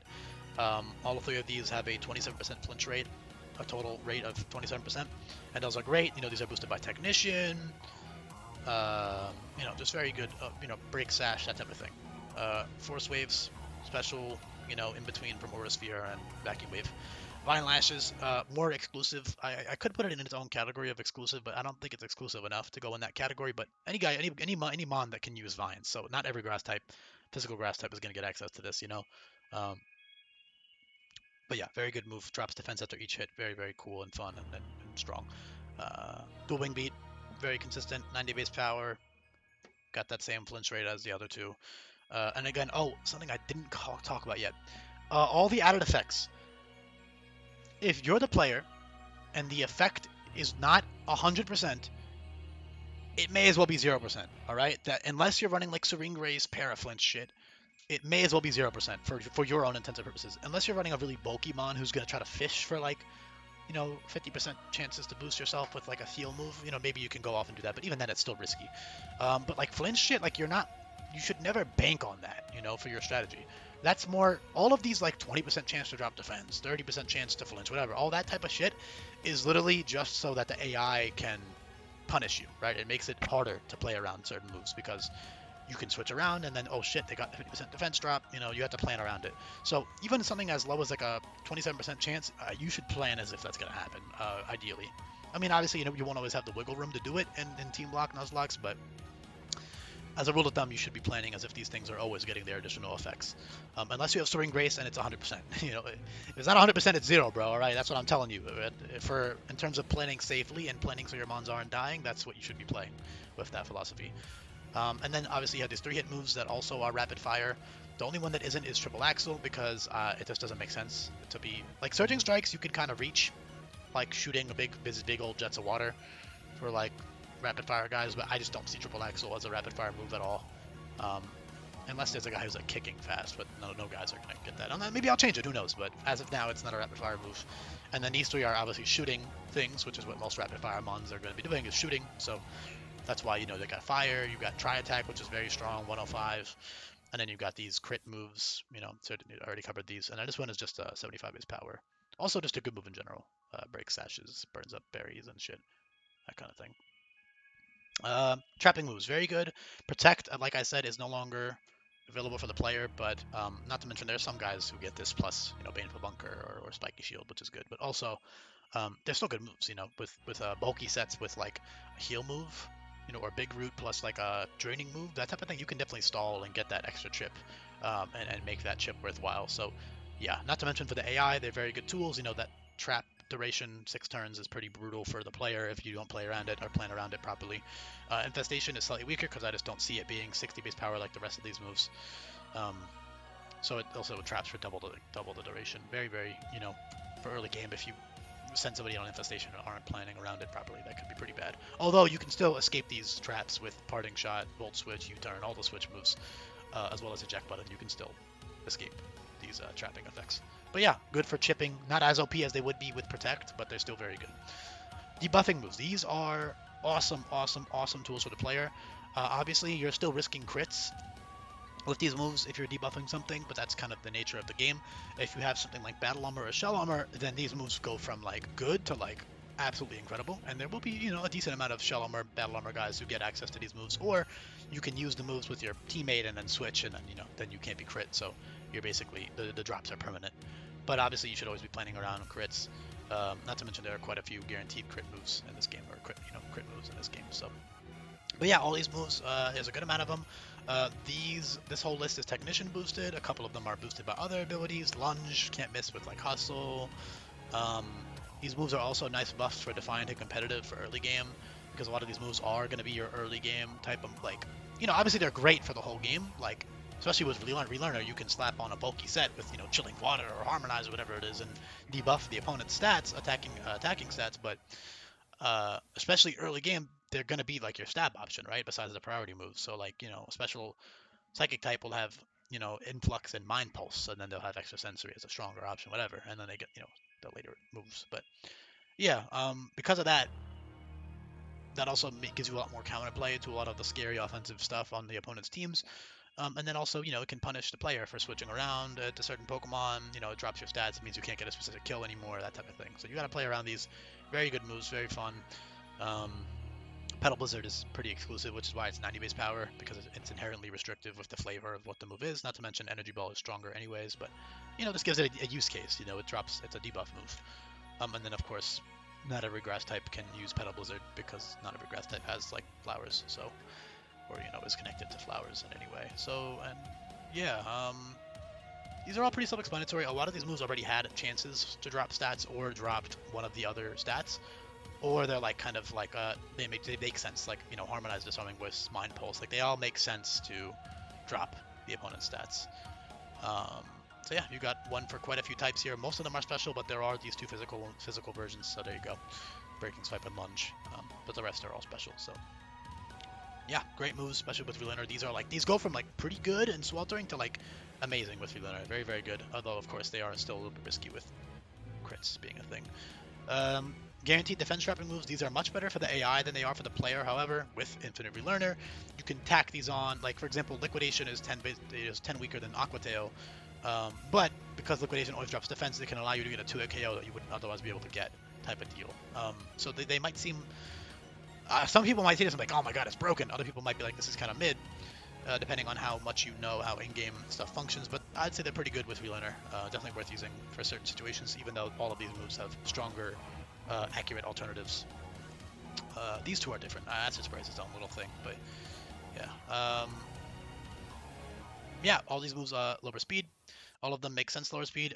Grass Knot is physical. Some people might think that's weird. It's not weird if you think about what Grass Knot is for more than like 2 seconds. Basically, Grass Knot is tripping. That's what it is. You're tripping the opponent, right? So you make a little knot of grass and they fall. And the reason they're taking damage isn't because you're like wrapping them in grass or whatever the fuck. It's because they're falling. That's what it is. Like that's literally just what it is. So if you use grass on something, they fall and they hit themselves, and that's why they hurt. So therefore physical. Not to mention this move, I mean, I'm not saying just because it's contact it should be physical, because I mean Draining Kiss is contact and shouldn't be physical, but you get the point. That's why it's physical. Not to mention there's plenty of special grass moves, and this is a cool physical grass coverage move. Because a lot of mons get Grass Knot for no reason. And not to mention, a lot of the mons that get Grass Knot are physical in general, so it's just overall a really good change. So that's that. Mud Shower. All these moves are, I mean, they're self-explanatory, right? They make sense to drop speed. You got low sweep, low kick, bold, bubble beam, it's bubbles. They also drop speed by 2 instead of 1. They're the weaker ones, all the ones that are 60 base power drop speed by 2. Kind of just to make them more worth using over, like, for example, Bubble Beam versus Chilling Water type of deal, right? They have different use cases, right? Like a slower, bulkier mon can click Bubble Beam and then outspeed the next turn and kill it with a different move type of deal. I think +2, also -2 speed for the AI also is pretty useful. And if it ends up being too much, I can always put it back to -1, but I think it'll be fine as -2. Because -1 for a lot of slow guys isn't enough to outspeed until you click it like 2 or 3 more times. So that's why these are -2 speed now. Boosting moves. So I've already covered a little bit on how setup works in this game. Zing Zap, 90% accurate, 90 base power, +1 speed. Seems pretty crazy. However, 90% accurate means you need wide lens if you want to play safe, or you need some way of boosting your accuracy, right? Otherwise, you're risking something for no reason. So this move is balanced around the fact that you're using wide lens. Electro Ball has its own unique damage calculation that's really fucking shitty. Most of the time, Electro Ball is going to be 40 or 60 base power on the first hit, unless you're like incredibly fast and the opponent is incredibly slow. And even then, it's going to be like 80 base power. Like the way the move works, you can look it up on Bulletproof if you want to find the exact calculations, but it's pretty. Obviously, the damage calc will just tell you what it is, but yeah, it's going to be like 40-60 the first time, which is the same as these 60 base power ones. However, the beauty of Electro Ball is that each turn you get more and more speed. And Sweltering Sun, this move ended up being pretty niche, but because you have infinite move learner, this is going to be pretty crazy in this game. It's a good move. It can let you kill something again. It's a good move. All right. I might even have to nerf it at some point, but for now, this is what it is. Flame Wheel, Ice Spinner, Rapid Spinner, all just physical spin attacks that give you +1 speed, 60 base power. Ice Spinner is quote unquote nerfed in power. Number 1 to balance out the speed boost effect, and number 2 because there are plenty of strong, accurate physical moves in this game for ice types, and you can touch on that in either later in the video or look at it for yourself on the sheet, because yeah, there is no shortage of good physical ice moves. So much so that Ice Spinner being 80 base power is kind of just useless. Like you already got Ice Punch and Ice Fang, and there's very few Ice Cold Crash, 100% accurate, so there's just no real point in. Yeah. So anyway, Ice Spinner, that's why it does that. Also, it makes sense, boosting speed. These all boost special attack. I already covered all these already, or attack. The only one that I haven't covered already is Charge Beam, which is now 40 base power and 5 PP, but it is 100% accurate and will always boost your stat, so it's kind of trading a little bit of power and PP for accuracy and reliability. So definitely a good boosting option. You can definitely tech on some cool stuff with Charge Beam. Obviously, also Mega Launcher boosted and stuff, so yeah, these guys, I'm not even going to talk about these too much. What I will say is their Circle Throw and Dragon Tail are very good for AI to use against you. Because they can be pretty disruptive, because there's no way to plan around it. If it goes off, it's random, right? You can't plan exactly what mon is going to send you into, so that's definitely scary. Not to mention all of these can't miss with Hustle. So Hustle, Dragon Tail, Circle Throw is very good. Payback, Avalanche, very good. Bulkier guys love Avalanche, being 140 base power effectively. Obviously you have to get hit first, but still. And then these are self-explanatory. With Move Winner, they're very good. You know, you can tech it on for certain boss fights on a bulkier Pokemon, or even any Pokemon really, and just you can tech these moves on, and they're pretty damn good with relearner in mind. They can be used for cheese, so that's good. Switch moves. Every single Pokemon in the game, maybe a few exceptions, will get at least one of these 6 moves. I'm not sure. In Sweltering Sun, I'm extremely generous with Parting Shot distribution because, number one, every single Pokemon in the game gets Confide in Vanilla, and Confide and Parting Shot are like the same shit, right? Confide is like telling a secret, Parting Shot is like yelling at them. It's the same fucking, it's equally as weird for Avalugg to learn Confide than it is for him to learn Parting Shot, in my opinion. And if you learned Confide before, then why not give him Parting Shot? But also, it's just kind of a balancing thing to give the player access to these switch moves, for just to balance out the difficulty of the game, and because I just think switch moves are awesome and they're really fun tools to play around with. I like my game being switch heavy, right? I want anything that encourages switching is good in my book. Anything that encourages switching is good. So, including giving these moves more distribution. So there you go. Volt Switch U-Turn are also pretty damn strong. U-Turn and Flip Turn can't miss with Hustle, so they're also like essentially a guaranteed boost with Hustle. Flip Turn is also Technician boosted, also has much more distribution. All of these will have like much more distribution. As for how lenient I'll be with Parting Shot, I'm not sure this time around. I really haven't decided. It'll probably be a little bit more strict than Sweltering Sun. There are some Pokemon that I don't give it to in Sweltering Sun. Shit that makes no sense. Like, I don't know, Bronzong, Magnezone. Like, they make no sense for me, in my opinion, to use Parting Shot. But the way I envision Parting Shot is kind of as a yelling, not necessarily speaking. Like, the Pokemon doesn't have to be able to speak to be able to use it. And as a TM, I think you can reach the logic of giving it to a lot of Pokemon. Obviously, as a level up move or an egg move or whatever, it should be more restrictive because of the flavor of the move. But because it's a TM, same with First Impression, you can kind of slap it on a lot of stuff because the actual flavor of the move is not restrictive enough as a TM. The point of TMs is to be relatively widespread, So, yeah. Also, it's just a fucking cool move. I just love the move, so I can give it to a good amount of things. Baton Pass functions like Teleport now, so there's 2 negative priority switch moves. Baton Pass also will obviously pass any stats, but it's good, especially with Relearner. You can actually get some Baton Pass stuff going. And Sweltering Sun Baton Pass is like hyper niche, like the definition of niche. But in this game, it's actually gonna be pretty good with Relearner. But it's still gonna be its own little thing. But yeah, all momentum moves, very good. Every single Pokemon, besides maybe a couple, will have one of these 6 moves. So there you go. And of course, you still have eject button. Although it's not infinite use anymore, and you only get 1 per fight with a item clause, so it's actually much less of a factor than it was in Sweltering Sun. But yeah, I already covered the inaccurate stuff. I'm not going to talk about it anymore, but yeah, there's the guys with no guard. Oh, actually, these moves aren't in their own category. So all these moves, like, these are, the recoil type moves. Knockout Punch, so there's a couple moves that are inaccurate because they inflict status. Focus Blast and Side Strike are just because there's not really many other, like, I already have Lumina Crash for recoil. I already have Psycho Boost for dropping your stats. I already have,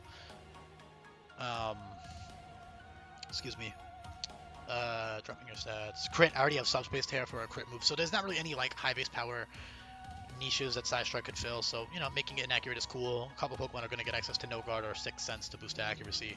Also, it's a good move for the AI to use because accuracy is basically not a factor for the AI because you should be playing as if they're landing every move. So that's that. That's Side Strike, and same with Focus Blast. It's just a strong move. Aura Sphere is 90 base power, so you've got your special fighting move there if you don't want to miss. But if you're willing to run Wide Lens or boost your accuracy or have an accuracy ability, then you can run Focus Blast.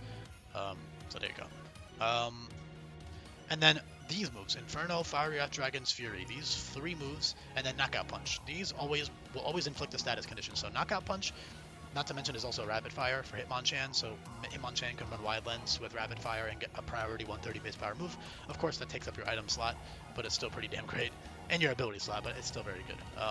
And that makes the opponent drowsy as well, so that's very cool, although Protect isn't a thing anymore, so you have to switch around or stall the turn some other way, which isn't undoable, but it's definitely less brainless than just clicking Protect and getting a free sleep on something. And speaking of sleep, actually, no, I should talk about sleep now, shouldn't I? Because it's... no, there's a status inflicting section later on. Never mind. Okay. Oof. Yeah, these always burn, alright? They're very good. They always burn. Very good tools for the AI. Makes it difficult to play around them because you got to switch around and consider the fact that they're going to burn you. These moves, these 3 moves, are 85% accurate because they can't miss under certain weather conditions, rain or hail, or snow, actually. Doesn't say it can't miss in the hail, but people fucking know that. I don't have to write that in there. I may as well. I already put it for the other.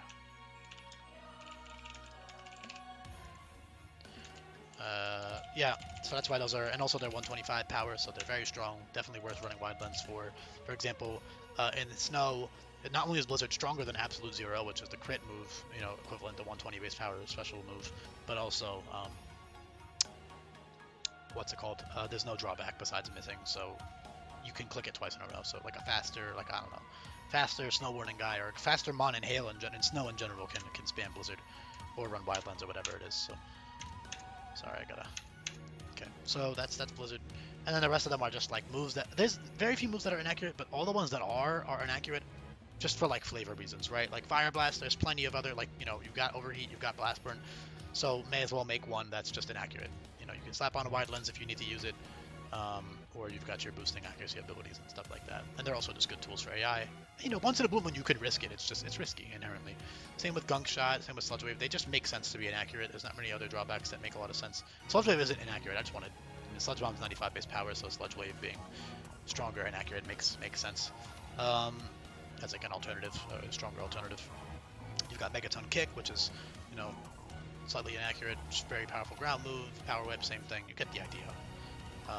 And all of these are balanced with wide lens and accuracy boosting abilities in mind. So now you got the generic shit. I'm gonna blaze past these because this videos, I don't want it to be 2 hours. That's fucking wild. And they're also just really self-explanatory. So they have no drawback. There's no, the only ones that have like, I mean, a lot of these have like interesting effects, but they're not anything like worth dedicating a whole section to. Like they have chances to hacks you, or, you know, pluck in thief will steal an item. They're technician boosted. Throat chop mutes the opponent, which is pretty good for certain situations. But in general, they're just consistent, no drawback, no nothing. It's just a strong move. Only 2 of them are 100 base power, just for physical. There's more special ones too, but Earthquake, Iron Tail, and then the rest of them are 95 or 90 or 85 or 80, whatever, depending on the point in the game you get them, or how many Pokemon get them. That's what I use to determine the power, or just how good the type is offensively. Like Aqua Tail has limiting flavor, right? Psychic Physical is like a relatively niche thing. Rock Slide, I just feel like it's not ever worth running over the 80, 70 base power rock options if it's not 100% accurate, so I may as well just let it be 95, 100. It also, yeah. Like, if it was up to me, Icicle Crash and Rock Slide would still be slightly inaccurate just for, like, soul reasons, but I realize they're just not worth using if they're inaccurate, sadly. These have, like, enough alternatives to be worth it, and they're also high base power, but I don't know, man. I like them as 100, so they're 100. So there you go. Tons of 100% accurate moves. Jaw Lock is rock type. Talk about that. I guess I'll talk about them when I get to the rock section. I gotta hurry up though. So here's the miscellaneous moves. They all have their own little effects. These can't miss with Hustle, so you can run these with Hustle, which not being able to change your moves for 2 to 3 turns is a really risky drawback. So you should be very careful when clicking these moves. You should be 100% sure. But yeah, Kerfuffle, that's Fairy type Outrage, so that's really cool. I would love to talk about these move names and shit, but I just don't have the time, bro. But just trust me when I say I do put a lot of thought into all of this. Yeah, these can't miss as well for Hustle, and they're also just good moves, you know, for heavier Pokemon.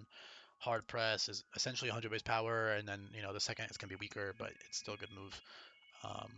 And also, there's very little overlap with Iron Tail and Hard Press. Like, a lot of Pokemon that don't make sense to learn Iron Tail make sense to learn Hard Press, and vice versa. So they're kind of like equivalents to one another, I guess, although Hard Press is less consistent because the second hit will be weaker, but, you know, it's still a good move. 100 base power, it's also coverage, you know, TM. Infinite Movie Winner makes a lot of these, like, niche-er looking moves a lot better, so that's fun. I considered making Hard Press always crit, but it would be too strong, so I'll just let it be its own thing. It's fine. It's TM, coverage move, whatever. You know, good stab move. Acrobatics is acrobatics. You know, no item, 110 power, whatever. Good. Outplay, knockoff. Knockoff is weaker. Knockoff is not nearly as overpowered in game as it is in competitive. But I still decided to nerf the power purely because of Technician. Also just because I like other dark moves being higher base power. Like I like Health Thrust being, you know, stronger base 100 base power recoil. Meanwhile, Knockoff is now 82.5 if they have an item. So that first hit is 80, you know, a little over 80 base power, which is weaker than Crunch, and also has the utility of, you know, removing the item. Not to mention Technician Knockoff is fucking nuts. I actually didn't notice until, you know, basically Technician stacks with Knockoff. I assumed it wouldn't, but it does. So you get essentially a 55 times 2.25, very strong base power move with knockoff and technician on that first hit. Flail reversal, very, very good with infinite relearner. These have gone from like extremely mid niche moves to like very good with relearner and endure, so those are awesome to try to use. Endeavor, very useful move with relearner as well. In terms of special moves, the only 100 base power, 0 drawback ones are Dragon Pulse, Surf, and Earth Power. Earth Power being because there's no, it's Earthquake is 100, so why not let Earth Power also be 100? Surf is because there's no additional effect, and there are tons of stronger water moves, and the weaker ones all have really good additional effects that make them worth using over Surf. But if you want just a consistent 100 power, no nothing, no special, there's Surf, and then Dragon Pulse is because there's just a very limited pool of special Dragon moves, and also Dragon is kind of similar to normal in that it's not super effective against anything. It's also a lot of the logic for these 95 power ones. A lot of these are worse offensive types. I mean, it's not like they're bad, but just less as good, not as good as like fighting or dark, offensively. Fairy is good offensively, but Noonblast is just 95 in general, so I wasn't gonna change that. Doesn't need a nerf, in a game like this. It's a fine move, fits right in. Actually, it is just Moonblast has gone from like, oh my god, this move is so crazy. Why would they make this move? It's so to like oh, that's a very normal move, It's just a move.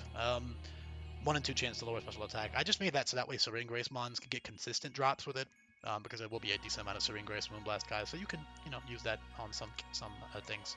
Also, just makes it more annoying to deal with AI. Same with Sludge Bomb poisoning and Flash Cannon, Spit F drop, and that type of thing. Anything with 50% is just so it's consistent with Serene Grace. But yeah, these are all 90 base power, 95 or 95 base 90 or 95 base power. A lot of them are Mega Launcher boosted, as you saw earlier, so they get even stronger. And they're just, yeah, I'm not going to talk about them all too much. Psychic Noise always confuses instead of, wait, I didn't update this. Oops.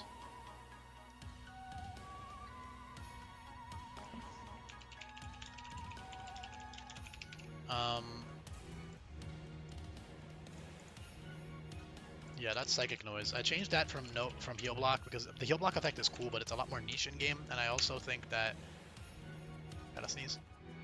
I also think that making the AI rely on confusion hacks, like it just makes it so you have to play around to the confusion hacks with AI when they're using it against you. And the player obviously should never bank on confusion because it's only a 1 in 3 chance to hit yourself, so you can't really bank on that.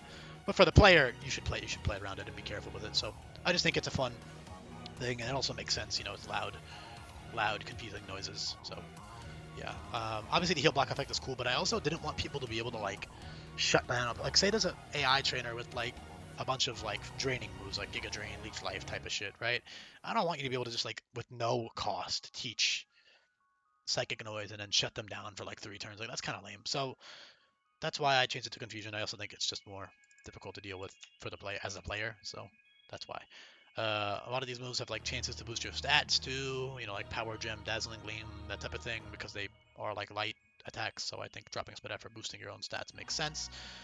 Dark Pulse can inflict Nightmare, which is really cool. Although Sleep is reworked, and I'll get to that later. But yeah, the sound move, the pledge moves are sound moves because in Japanese the name is Oath. So both in English and Japanese the names are sound related, so I just think giving them, the ability to be used with Throat Spray, Amplifier, that type of thing is pretty sick.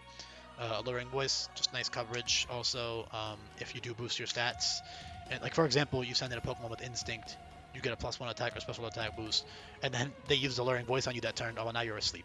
I think it's pretty cool. It fits. Confusion is a lot more niche. Sadly, the effect of like only doing the effect on boosting your stats is hard coded, so that's why. Otherwise, I would have just made it like a Psychic Noise type of move, but I couldn't do that, so that's why it puts you to sleep if you boost your stats. It's pretty cool. Same with Burning Jealousy, burning you if you. I'll even move this up here. Actually, did I change X-Entry back to 75? Oh Jesus, I just butchered that. I think it might still be 80. Okay, yeah, still 80. Anyway, Overdrive, also sound move, widely distributed. Same reason, I'll talk about this when I get to the electric moves, but same with Thunder and Thunderclap. I think these moves just being loud, like, electricity can be loud, when you hear like an electric surge or electric spark, it's loud. So I think they can be sound boosted. It's a little bit of a reach, but it's cool. It lets you use it with Throat Spray, it lets you get a boost with Amplifier for like Toxtricity and that kind of thing.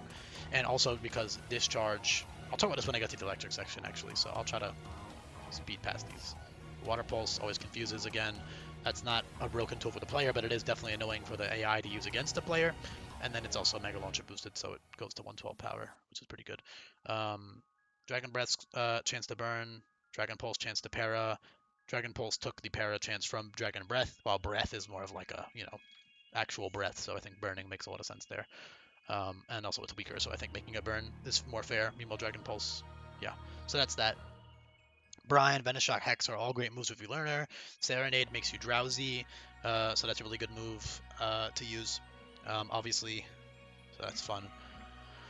Whew, God, bro. Burn Up, Short Circuit are awesome. These always burn and always para. Short Circuit comes from Double Shock, so that's really fun. I love these moves, man. I love moves that like force you to switch because you get the really strong move, but then you gotta switch, So I like it a lot. That's why I like the moves that drop your stats, so you can't use them twice in a row. I like those a lot. These are very good, obviously. Guaranteed burn is really awesome. Also, yeah, actually, I'm not even gonna talk about the Terra type thing just because I don't have time. But yeah, I don't like moves that force you to stay in, but here they are. You can definitely with Movie Learner, you can definitely like tech these on if you are guaranteed to get 3 kills with them, but it's still inherently a risky move, so be careful when you use these. Expanding Force, Rising Voltage is nerfed just because there are tons like Pokemon with Electric Surge now. Not tons, but a lot more than just Pincurchin and Go-Go, right? So it should just be weaker. The reason, actually, this should say, wait, this is just all wrong. Yeah. Anyways, yeah, basically both Rising Voltage and Rising Voltage and Expanding Force are 120 power in terrain, plus the 1.3 boost from terrain, so that's very strong.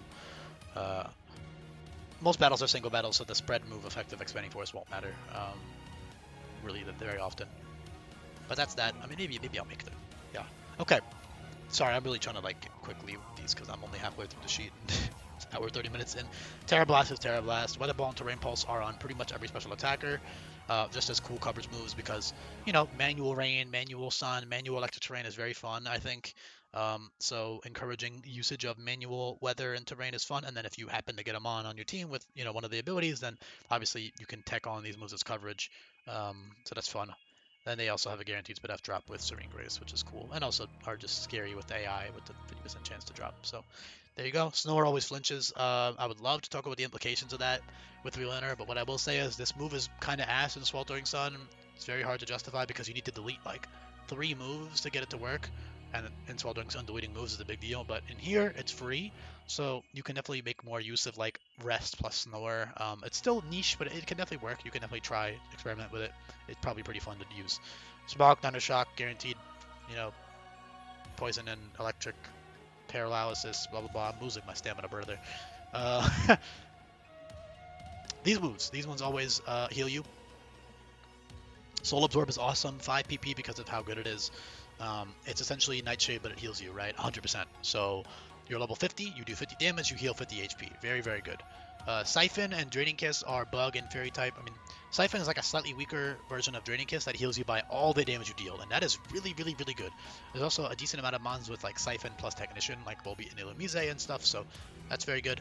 Parabolic Charge is 60 base power instead of 65, but it heals you by 34 HP. Same thing with Mega Drain. So Mega Drain actually has a genuine use case over Giga Drain now, which is cool. Giga Drain is still good, very good. But Mega Drain, you can definitely use it because it does heal more than Giga Drain does. Not to mention Technician Mega Drain is very, very fun to use now. Arcane Fangs, that's a dragon healing move. I was looking through things to do with Bite's animation because Bite inherently is kind of a relatively useless move when you have Crunch. And Thief and all these other, dark moves earlier on. So I was like, you know what? Let's make a Dragon Bite move that, the logic of it healing is kind of like Arcane Energy, Arcane Dragon Energy, whatever. I think it's pretty cool to heal. And it makes like bulkier, slower Dragon types fun to use. Of course, with Breaking Swipe, dropping attack and special attack, you can use that in combination with this for heal too, so that's pretty fun. Dream Eater is +1 priority and heals you by all HP because sleep is guaranteed to last for 2 turns. So if you use a fast sleep Pokemon, I'll talk about this later. Actually, and any minute now, I'm going to get to the status moves. So I'll save talking about Dream Eater, but basically just it's very niche even with Relearner. So making it priority, meaning that you can actually get it off before they wake up, is worth it. That's why it's priority. So you can also it fits well enough to be. Man, I would love to talk more about this shit in depth, bro. Yeah.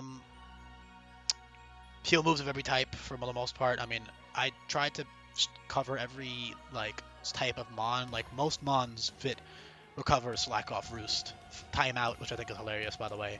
You know, blows the whistle. They call it timeout.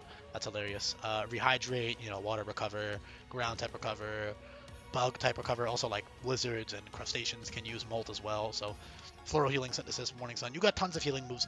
Pretty much every single Pokemon should be able to logically fit one of these, like dozen or so moves. Recharge for electric types, you know, that type of thing. Recharge is also especially awesome because it heals you by 1/3 and then also doubles the power of your next electric attack. So that's a really fun move to use with like Shockwave or Parabolic Charge or any electric move. It's very fun on bulkier electric types especially. Strength Sap is obviously great. Sleep Talk is priority and it's 2 PP. Reason for that is because Komala with Comatose, I want him to get priority last resort, but obviously getting an incredibly powerful priority move like that, last resort always crits now, so it's like incredibly powerful, so making it 2 PP is pretty reasonable. Not to mention priority Sleep Talk in general is pretty great with Movie Learner. In Sweltering Sun, Sleep Talk is like the definition of niche, but in this game it's going to be a lot better because you have the Learner, so you can kind of, you know, run a bulky rest sleep talk set on like a really fat Pokemon, and you can like teach one other move, and then there's like a 50-50, you get the right move, and yeah. Mostly though, sleep talk has 2 PP for Komala balancing purposes, so it is what it is. And also rest plus 2 turns of sleep talk, so that's why it also has 2 PP. So you get 1 round of rest, sleep talk stuff, and of course Resto Chesto is still good and all that stuff. Swallow is priority. I couldn't make it heal more. I wish I could, but I can't. So it's priority and has 10 PP. So you can definitely use some very niche applications of Swallow plus stockpile with like Toxic Stall or some shit. You can probably make it work for certain Pokemon. Pain Split is great. Leech Seed. We all know Leech Seed is great. 100 accuracy just because fuck missing Leech Seed. And then these 3 are like relatively useless for the player because double battles are very uncommon. And I mean, Heal Bell isn't useless with Relearner, but it's niche. Definitely worth. You could actually make it work, and with Relearner, status won't be like. Status is a factor, you know. Paralysis, burn, and stuff like that is used, and sleep is used relatively frequently by the AI. So that's that. Setup moves. Setup moves. I gotta talk for a while about this, but I'll talk more about it in the difficulty stuff. But basically, just know I kind of touched on this earlier. Setup moves are nerfed, alright? So any setup move that boosts your speed is going to have negative priority. That boosts your speed in addition to, like, an attacking, you know, Dragon Dance, Victory Dance, Quiver Dance, that type of thing. Lunar Dance also is repurposed to be a, you know, relatively exclusive boosting move that gives you +1. That's like work up and agility in one move, basically, which is pretty cool. They have limited PP, so all these moves have 1 PP besides Dragon Dance, which has 2, just because it only gives you just plus attack and speed, which, you know, also it's negative priority, so 2 PP is fine for Dragon Dance, but the rest of them all have 1 PP and -1 priority, so that means they're really hard. Like, you can read the blurb if you care more about this, alright? But basically, Quick Claw plus Item Claws means that you're using up your Quick Claw to set up is like a pretty big commitment because of Item Claws. You know, you only get 1 per fight. So using that up for setup is a pretty big cost. Not to mention, setup plus Relearner is inherently a broken combo because you can tech on specific moves to break sashes or whatever. You know, there's so many options you can tech on for coverage or whatever. So you know, to balance it out, the PP is decreased. It also makes it so the AI can abuse them much better. Like I said earlier, AI will click it once and never again. So that's very, very good for AI. So that's also why their PP is, it's so AI can actually abuse them. And also just so I don't like setup moves. I think they work. They can definitely work. They might even still be too strong. Who knows? You know, I mean, I think I put more than enough in place in terms of the way I structure the boss fights, in terms of item clause, in terms of removing protect, in terms of making them minus priority. All the leads, you know, have anti-setup stuff. A lot of them are going to have taunt or status moves or something like that to prevent you from setting up or make it so you need to run a specific thing. Mental Herb is also removed for the player, so you can't use Mental Herb plus, you know, one of these moves to ignore taunt on the lead. So, yeah. However, all of these moves are not negative priority. So, you know, Calm Mind, Bulk Up, Coil, Amnesia, these are a lot less broken than the ones that boost your speed. Swords Dance, Nasty Watts, you know, Belly Drum, that type of shit is also relatively broken, so making that minus priority is pretty fair, but these don't need to be minus priority at all. They also have more PP because they're just a lot less broken for the player to use, especially when you keep in mind that crits are always being risked with these moves, and also there's a lot of guaranteed crit moves that are going to crit through your drops or your boosts a lot of the time. Ingrain is a very, very fun move. Ingrain gives you +3 special attack and special defense, but then -3 speed, and it locks you in. So unless you run something like Parting Shot or Volt Switch or whatever, a switch move, you are stuck on the field. So if you're doing a Nuzlocke and you click Ingrain and you didn't plan it out, you're fucking dead, bro. So you got to be really careful with using Ingrain. It's also a very, very fun tool for the AI to abuse against you. Ingrain, a physically bulky grass guy can definitely take advantage of Ingrain. It's a very cool move. Or you can run wider of Ingrain. There's lots of cool applications you can try. But it's definitely like a pretty fair move. But for Relearner, though, it is pretty good. Without Relearner, it's like relatively niche in Sweltering Sun, but in this game, it's going to be pretty good. So, yeah, the rest of these are just like none of these need any nerfs because they're. I mean, 3 PP is like still pretty good for these, especially for earlier on. Rock Polish is a big one here. Rock Polish gives you accuracy and speed, so that's awesome for Pokemon with Hustle, as well as Pokemon that are going to use Inaccurate Moves, but especially just Hustle Pokemon. Hustle plus Rock Polish is great. Growth, in Sun gives you 2 PP and isn't minus priority, so that's essentially 2 Swords Dances / Nasty Plots, and also has other stuff. So that's really good. Status moves, debuffing moves, excuse me. Debuffing moves are great. On top of all the stuff like Chilling Water, those dozen or so attacking moves that drop stats, there are also quite a few utility moves that are going to drop stats. So you've got Nuzzle and Glare, which are relatively, low distribution because of the flavor of the move, and those will paralyze and drop attack and special attack. All of these moves are so much better now that you have Relearner, so you can teach heal moves and, run a stallier, bulkier set. Especially with Item Claws, it makes playing super hyper offensive a little bit harder because you can't spam Scarf and Quick Claw all the time. So you're gonna have to play it slower sometimes. So using these moves, especially early game, but even just throughout the game, very, very good tools. So definitely take advantage of these. Yeah, I'll talk about them all individually. Why not? String Shot, very good for bugs and a couple other guys. Drop speed by 2 and then attack and special attack by 1. Growl, you can use that with Throw Spray, which is kind of cool, and then also drops attack and speed by 1. So that's really nice for early on, and just in general, you can teach this whenever. Even late game, you might need to tech on fucking Growl. Who knows? You might need to. Leer and Fake Tears drop defense or special defense and speed at the same time by -1, and then Scary Face is essentially an upgrade over Leer and Fake Tears. So Leer and Fake Tears are going to be like early game. Scary Face is later on in the game. Scary Face drops speed by 2 and both defenses by 1, and also has the whole nightmare thing if they're asleep, but that's not really a factor most of the time. But the really cool thing of Scary Face is just like a bulkier Pokemon can click it and then kill something they wouldn't be able to kill otherwise, because of the -2 speed, the -1 defenses. So it's a very fun move to use on like a bulkier dark type, or not dark type, tons of mons get Scary Face, but yeah, definitely a fun move to play around with. I might end up needing to make the PP lower, but for now it's 5. I might have to make it like 2. Who fucking knows? It depends how good it is. In practice, things will change as the game is played by a lot of people, and I'll just kind of get a feel for how broken certain debuffing moves are. A lot of these, the ones that have attacking stats are 2 PP or less. So Battle Cry drops attack and special attack, lower distribution. Later in the game, that is 2 PP. So you can at most have 2 things, attack and special attack. Again, keep in mind crit moves are all over the place, so debuff won't work on those. Not to mention debuffing is inherently risky because of crits and shit. Even if it's not a guaranteed crit move, it's still risky. So definitely worth keeping in mind, but still very, very good tools, right? Not to mention the AI can can't really abuse these as much as the player can, because the player can just switch around whatever the hell they want to remove the boost, but the AI doesn't know to do that as well. They still will do it, just a lot less intuitively. So yeah, Feather Dance and Charm, and then you have Befriend and Strange Impulse, which are special Charm. Tearful Look drops both the stats by 1, but it's only by 1, so it's 5 PP. Metal Sound, special defense, special attack by 2, very cool. It's good for like steel types and shit. Sweet Scent drops attack, special attack, and special defense by 1. Confide. You guys can read, alright? I don't need to go through every single one. Just know that these are all good debuffing moves. And yeah, fun to use. You got these 3 which are priority ones. Topsy Turvy makes a cool combo with Flatter and Swagger. So these moves, obviously Flatter and Swagger are kind of garbage in game.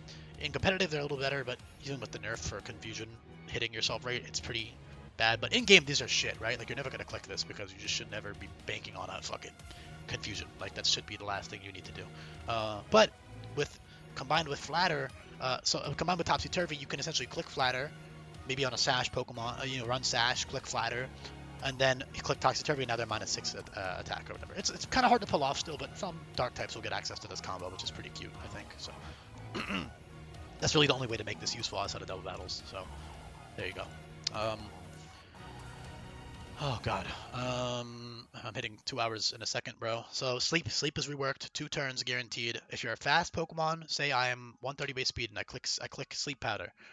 That first turn counts as a sleep turn, so I get 1 turn of sleep on that first turn, another full turn, so I can do whatever I want. I can switch out, I can click a setup move, I can kill them safely, I can 2 KO them, I can click a debuff move, whatever the hell you want to do in that free turn. And then they'll wake up on that third turn. But if you're faster, you can kill them before they wake up. So that's the balancing factor. If you're a slow Pokemon who uses sleep, like a bulky slow Pokemon and clicks sleep powder, you can then switch out. That's 1 turn of sleep, and then you still get a full turn of sleep on whatever you switched out into before they wake up. So depending on what order you moved, you get 2 full turns or like 1.5 turns, I guess, kind of depending on how you word it. But again, if you're faster, you get the fast sleep. There's obviously an advantage there because you don't have to take a hit to get the sleep off. So yeah, these are balanced to be needing wide lens to be consistent, or some Pokemon get no guard or Sixth Sense, which will boost your accuracy. So that's that. Yawn, Serenade, Knockout Punch, those are drowsy, inflicting moves. Drowsiness, I actually can't make work like sleep. I can't make it a consistent amount of turns, so it's inherently a risky kind of thing to go for. I wouldn't personally ever use this unless I really had to, just because I don't like not knowing when they're going to wake up, because you could get fucked over with the turn 1 wake up. But, you know, if you need to for certain matchups, you can definitely still take advantage of these moves. Burn Inflicting Moves. Will-O-Wisp, 100% accurate now because it's consistent, and I like consistency in my games, but it is now only 2 PP because, again, I mean, having more than 2 PP with 100% accurate Will-O-Wisp is pretty crazy, because Will-O-Wisp is a widespread DM, you know, pretty much every fire type and ghost type gets it, so, and in more Pokemon, so that's why it's limited in PP. Detonate, you know, that these all get, I already talked about these earlier, right? You get it. They all have drawbacks that make the burn balanced. Poison is, you know, is not a. You can read these blurbs if you want to hear more about it. Okay, I'm gonna try to do these quicker, but yeah, guaranteed poison moves here. Poison Dart is a unique compared to the other priority moves because in Sweltering Sun, Bar Barrage is a multi-hit move, but I can't make that here. It's hard to explain. Just know that I wanted a multi-hit early game poison move, and I think making a priority move that hits twice and poisons is pretty cool. I also, again, my poison bias is showing just a little bit. I love poison types, my favorite type alongside bug, so there you go. It's not against anything too crazy anyways. I mean, 50 base power priority at poisons is good, but it's in this game it's nothing like absurd. It's just good. Yeah, these are all good moves. Okay, poison's great. Toxic is great. Whatever, you get it. Toxic, limited distribution. It's gonna have like logical distribution. I always hate games that give toxic to everything. I think it's brainless. I think it's boring. I think it's stupid, and it also makes no fucking sense. I'm happy that in newer generations they limited toxic. It's the best decision they made in a while, and I will definitely be keeping it that way. Toxic is only going to be on mons that make sense to learn it. So there you go. Paralysis is by far the worst of the 4 statuses to abuse for the player because it's just extremely inconsistent. Maybe like Paraflinch could be useful, or, you know, like Glare Nuzzle dropping speed, essentially dropping speed and then also dropping attack and special attack at the same time is pretty good. But like Stun Spore, T-Wave, like that shit is niche as hell for the player. But it's still useful for certain matchups, you know, especially for like Titan Pokemon maybe. Oh, I should have dragged this down a little bit. Yeah. So there you go. Para. But Para is actually very good for the AI. I realized this recently, dude. Para's like fucking busted for the AI. Like, 1 in 4 chance not to move may as well be 100%. You know, for the players and purposes. You can't. It's risky to play around paralysis, like to play paralyzed. So you should be playing as if you're not paralyzed. Like you should be trying to cure it with a berry or something like that. So, or just positioning so you don't get parried. Roar and Whirlwind have 3 PP plus priority. It's good for certain matchups if you need to cycle something out, so you want to try to set up on a different mon instead of the lead. Also very good for the AI to use against you to stop you from setting up. It's niche, you know. With Relearner, these are much better. Not to mention, Roar works with Throat Spray. So Roar plus Throat Spray gives you free +1 special attack, which is actually pretty fun to try. So yeah. Heart Swap. I mean, these moves are much better in Sweltering Sun with the totem battles, but because that's not a thing anymore, they're pretty niche, but they're still useful. You know, AI will be using setup relatively frequently, so having these as like relearner options to tech on, you know, priority haze, priority Heart Swap, it's good counterplay to the AI for setting up on ice types and a couple fairy types and a couple dark types and other guys. I'm not going to talk about these in depth, all right? All of these moves that I'm about to get into have very niche applications, but they're really good with move relearner, okay? Power Shift It's essentially Power Trick. It's fucking stupid, actually. Power Trick and Power Shift are like clones of each other, which annoys me. They're exactly the same move in Gen 9, so I just scrapped one of them to put the other one in. But yeah, Power Shift, very good, especially with rapid fire mons, like a, Fortress or something with Power Shift is really, really good. Speed Swap, also very good. For certain applications with Move Learner, you can tech your moveset around it. Power Split is 2 PP plus 4 priority, so bulky, weak Pokemon like Wobbuffet and other guys can really take advantage of it. Or something like Alakazam, with a low physical attack stat, can use Power Split. And the beauty of Power Split compared to moves like Charm or Befriend or other debuffing moves is that you can't be crit through it. So any Pokemon, Ruthless Pokemon, crit move Pokemon, you can click this and it will drop their stats. And that's really, really useful. That's why it has 2 PP. So there you go. The rest of these are just, I don't need to talk about them, alright? Baton Pass I already talked about. Trick Switcheroo, priority 1 PP, it's so that AI can actually use them a bit more effectively. And also because, yeah, they're pretty niche. So, with Freelander though, I mean, like, priority... Oh, Recycle's not priority anymore? I should probably check that after this video.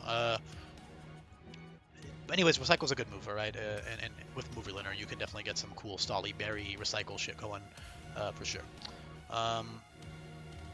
Anything is like the sky's the limit with Infinite Relearner, man. It's awesome. Acclimate and a custom might seem kind of, and Reflect type might seem kind of useless with Terra. However, I'll talk about it in the difficulty video. Terra is designed in this game so that you RNG your Terra type and don't ever change it, because changing your Terra type in game is inherently broken as fuck because you're playing against AI. So you could basically you should never lose any Pokemon if you change your Terra type, man. Like, you should never lose anything ever, like literally ever, because you just can always, you get a free turn like every battle, So. Orange, also, I think it makes your... I'll talk about this more in the other video. If you care about why I made Terra intended to be RNG'd once and never, re-rolled again, you can watch that video or whatever, or join the Discord server and ask, because I don't have time to talk about it. Just know that because of that fact, these 3 moves allow you to control what type you become, and also Move Learner and their priority, so they actually are pretty useful. Especially Acclimate, I would say, is the most useful of these 3. You can get stab on anything, and, it's pretty cool. So definitely worth trying out for certain fights. Magic Powder and Soak are pretty good as like debuffing moves. They remove stab, they make something weak to a certain type of move, whatever. Pretty useful, especially with Movie Learner. All of these moves, alright, like these ability changing ones, a lot of Pokemon in this game rely on their abilities, or every Pokemon has good abilities in this game, so turning them off is going to be good, alright? Endure, I already talked about it. Substitute is Substitute. I don't need to talk about these that much, alright? You guys get it. These do what they've always done. Some of them might have priority now to make them more worth using. Like Trick Room is neutral priority, so you can use Crit Claw, Trick Room versus like a Taunt Lead and get a Trick Room off more reliably, because Trick Room in singles is niche even in game. And I just think it's a cool move. So being a little bit more useful is fun for in game. Gravity, more moves have Gravity's effect now. A lot of physical flying moves and any move that requires you to go up in the air to attack is gonna have Gravity negate it. So that's pretty cool. A little cool tech you can try. Screens are obviously good. All the terrain and weather setting moves have +4 priority now, basically to outspeed Taunt, because I love Taunt leads are going to be very common, and I love manual sun, manual terrain. I think it's really cool, manual weather, manual terrain. So encouraging that is something I want to do. So I'm encouraging that. I don't think you should need to have a Pokemon with that ability on your team to run weather strats or terrain strats. I think terrain and weather are really cool. So yeah. These 3 moves are very good, especially for... I mean, Perish Song is great, but the AI is actually going to switch out on Perish Song, so I would say Perish Song shines the most versus Titan battles. It's actually pretty much a guaranteed win. I mean, you have to switch around a couple times, but otherwise it's pretty much free, so that's very good. Hazards are hazards. They're very good for breaking sashes. Competitive brain people are going to be silly and think hazards are like the best thing in the world. It's not. It's useful for certain fights. I would say Stealth Rock and T-Spikes are the best. Stealth Rock is just a good, consistent sash breaking tool for a certain, if you want to break a focus sash later in the Pokemon's team and the opponent's team. T-Spikes is by far the best in game. By far the best. It's so much better than it is in competitive, because a lot of fights are not going to have any way to absorb those T-Spikes, so you essentially get a free poison on every lawn that comes in. T-Spikes are very good. Sneaky Web is pretty decent. Spikes is pretty much dog shit, but with Relearner, you can actually probably maybe get some strats with Spikes going, maybe, but it's still pretty niche, and Sweltering Sun Spikes is fucking garbage, so don't use it. That's it, alright? 2 hours, I've hit 2 hours. I'm going to briefly talk about the exclusive moves, because in Sweltering Sun, specifically the flinching ones, alright? In Sweltering Sun, Smelling Salts and Scum Shot are 2 of the most broken moves, and pretty much every single poison type and fighting type gets them, and I don't like it, and I think... in a hack with Relearner, Infinite Relearner, I think making all of these guaranteed flinch, chip damage or, strong flinch moves. 1 PP, I think making these all exclusive is a lot more fun. So you can see the list of mons that I'm going to give this to in the thing, most of them are like Bleak Wind, drops offensive stats, just like Chilling Water, it's Cold Wind, it makes them weaker, whatever. Wild Bolt paralyzes, guaranteed for free, plus it's 90 base power. Sandsear is probably the best of these four. It burns, guaranteed, but obviously the pool of Sandsear mons is very limited. Not to mention, I will rain. You can read the fucking blurb, okay? A lot of Pokemon that get these moves are going to get them later in the game. Meanwhile, with Smelling Salts and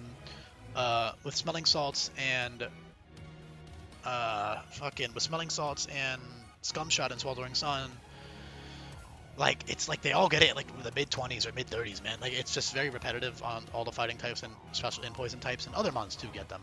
Even non-fighting types and poison types get them. So yeah, these being exclusive tools makes them a lot more fun. It also means I can give them a lot cooler like additional effects. So like high horsepower Mountain Gale are just really strong, right? A lot of slow physical ice types are going to get Mountain Gale. A lot of mons with hooves are going to get high horsepower. Space steam mons with fists are going to get Meteor Mash. Meteor Mash is a 50% chance to boost attack, specifically for Jirachi Serene Grace, to make physical Jirachi more worth using because of Revelation Dance being for special sets, and Steel Beam, Magic Guard and shit being really good for Jirachi. But yeah, I wanted to encourage physical Jirachi a bit more because his attack is going to be lower for logical reasons. But yeah, this gives him a free guaranteed +1 attack plus a strong move. So I think that's really fun. The other, like Metagross, Deoxys, like all the motherfuckers, like, yeah, they can use this and you can try to fish for the boost, but that's not a very reliable, it's just a strong sash breaking tool or a strong just chip damage tool, not even chip. I mean, 90 base power is not even chip, but you get the point. Strong, exclusive, cool tool for mons, that get it in vanilla. Stuff like that. Crabhammer. You guys get the idea, all right? You can read the list. You can see what the effects are. A really cool one is Spicy Extract for this Skull Villain. I'll talk more about all of these moves in depth when I get to those Pokemon change videos. Like for Flapple, I'll talk about Grab Apple. For Hariyama, I'll talk about Smelling Salts. But you can get the logic of why these are less distributed, okay? So that's why I decided to do that.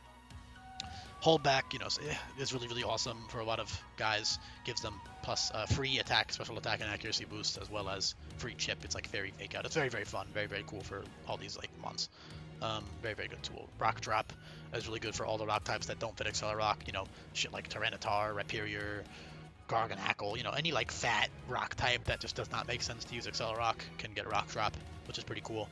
Slow rock types in general are kind of known to be kind of mid, so giving them a tool like this is really fun. Same with slow ice types, slow physical ice types, giving them Mountain Gale, this really strong tool is really fun. Not that Glalie is going to be slow, it's actually going to be relatively quick, but there's mons that fit Mountain Gale or are, slow physical ice types. Fling is awesome, always flinches. You get that 130 base power Iron Ball or the guaranteed status with the plates. Very cool on certain mons that I give it to, like Slacking and other guys. Very, very cool tool. Exclusive. All of these are exclusive, that's the point, okay? I would love to talk more about all these. Like, there's a lot of like setup. Okay, I'll talk briefly about the Omni Boost ones because there are a handful, 6 to be exact, as of this point in development. Omni boosting exclusive moves, and then there's a couple that also boost like a lot of stats. Like, these are all the setup ones.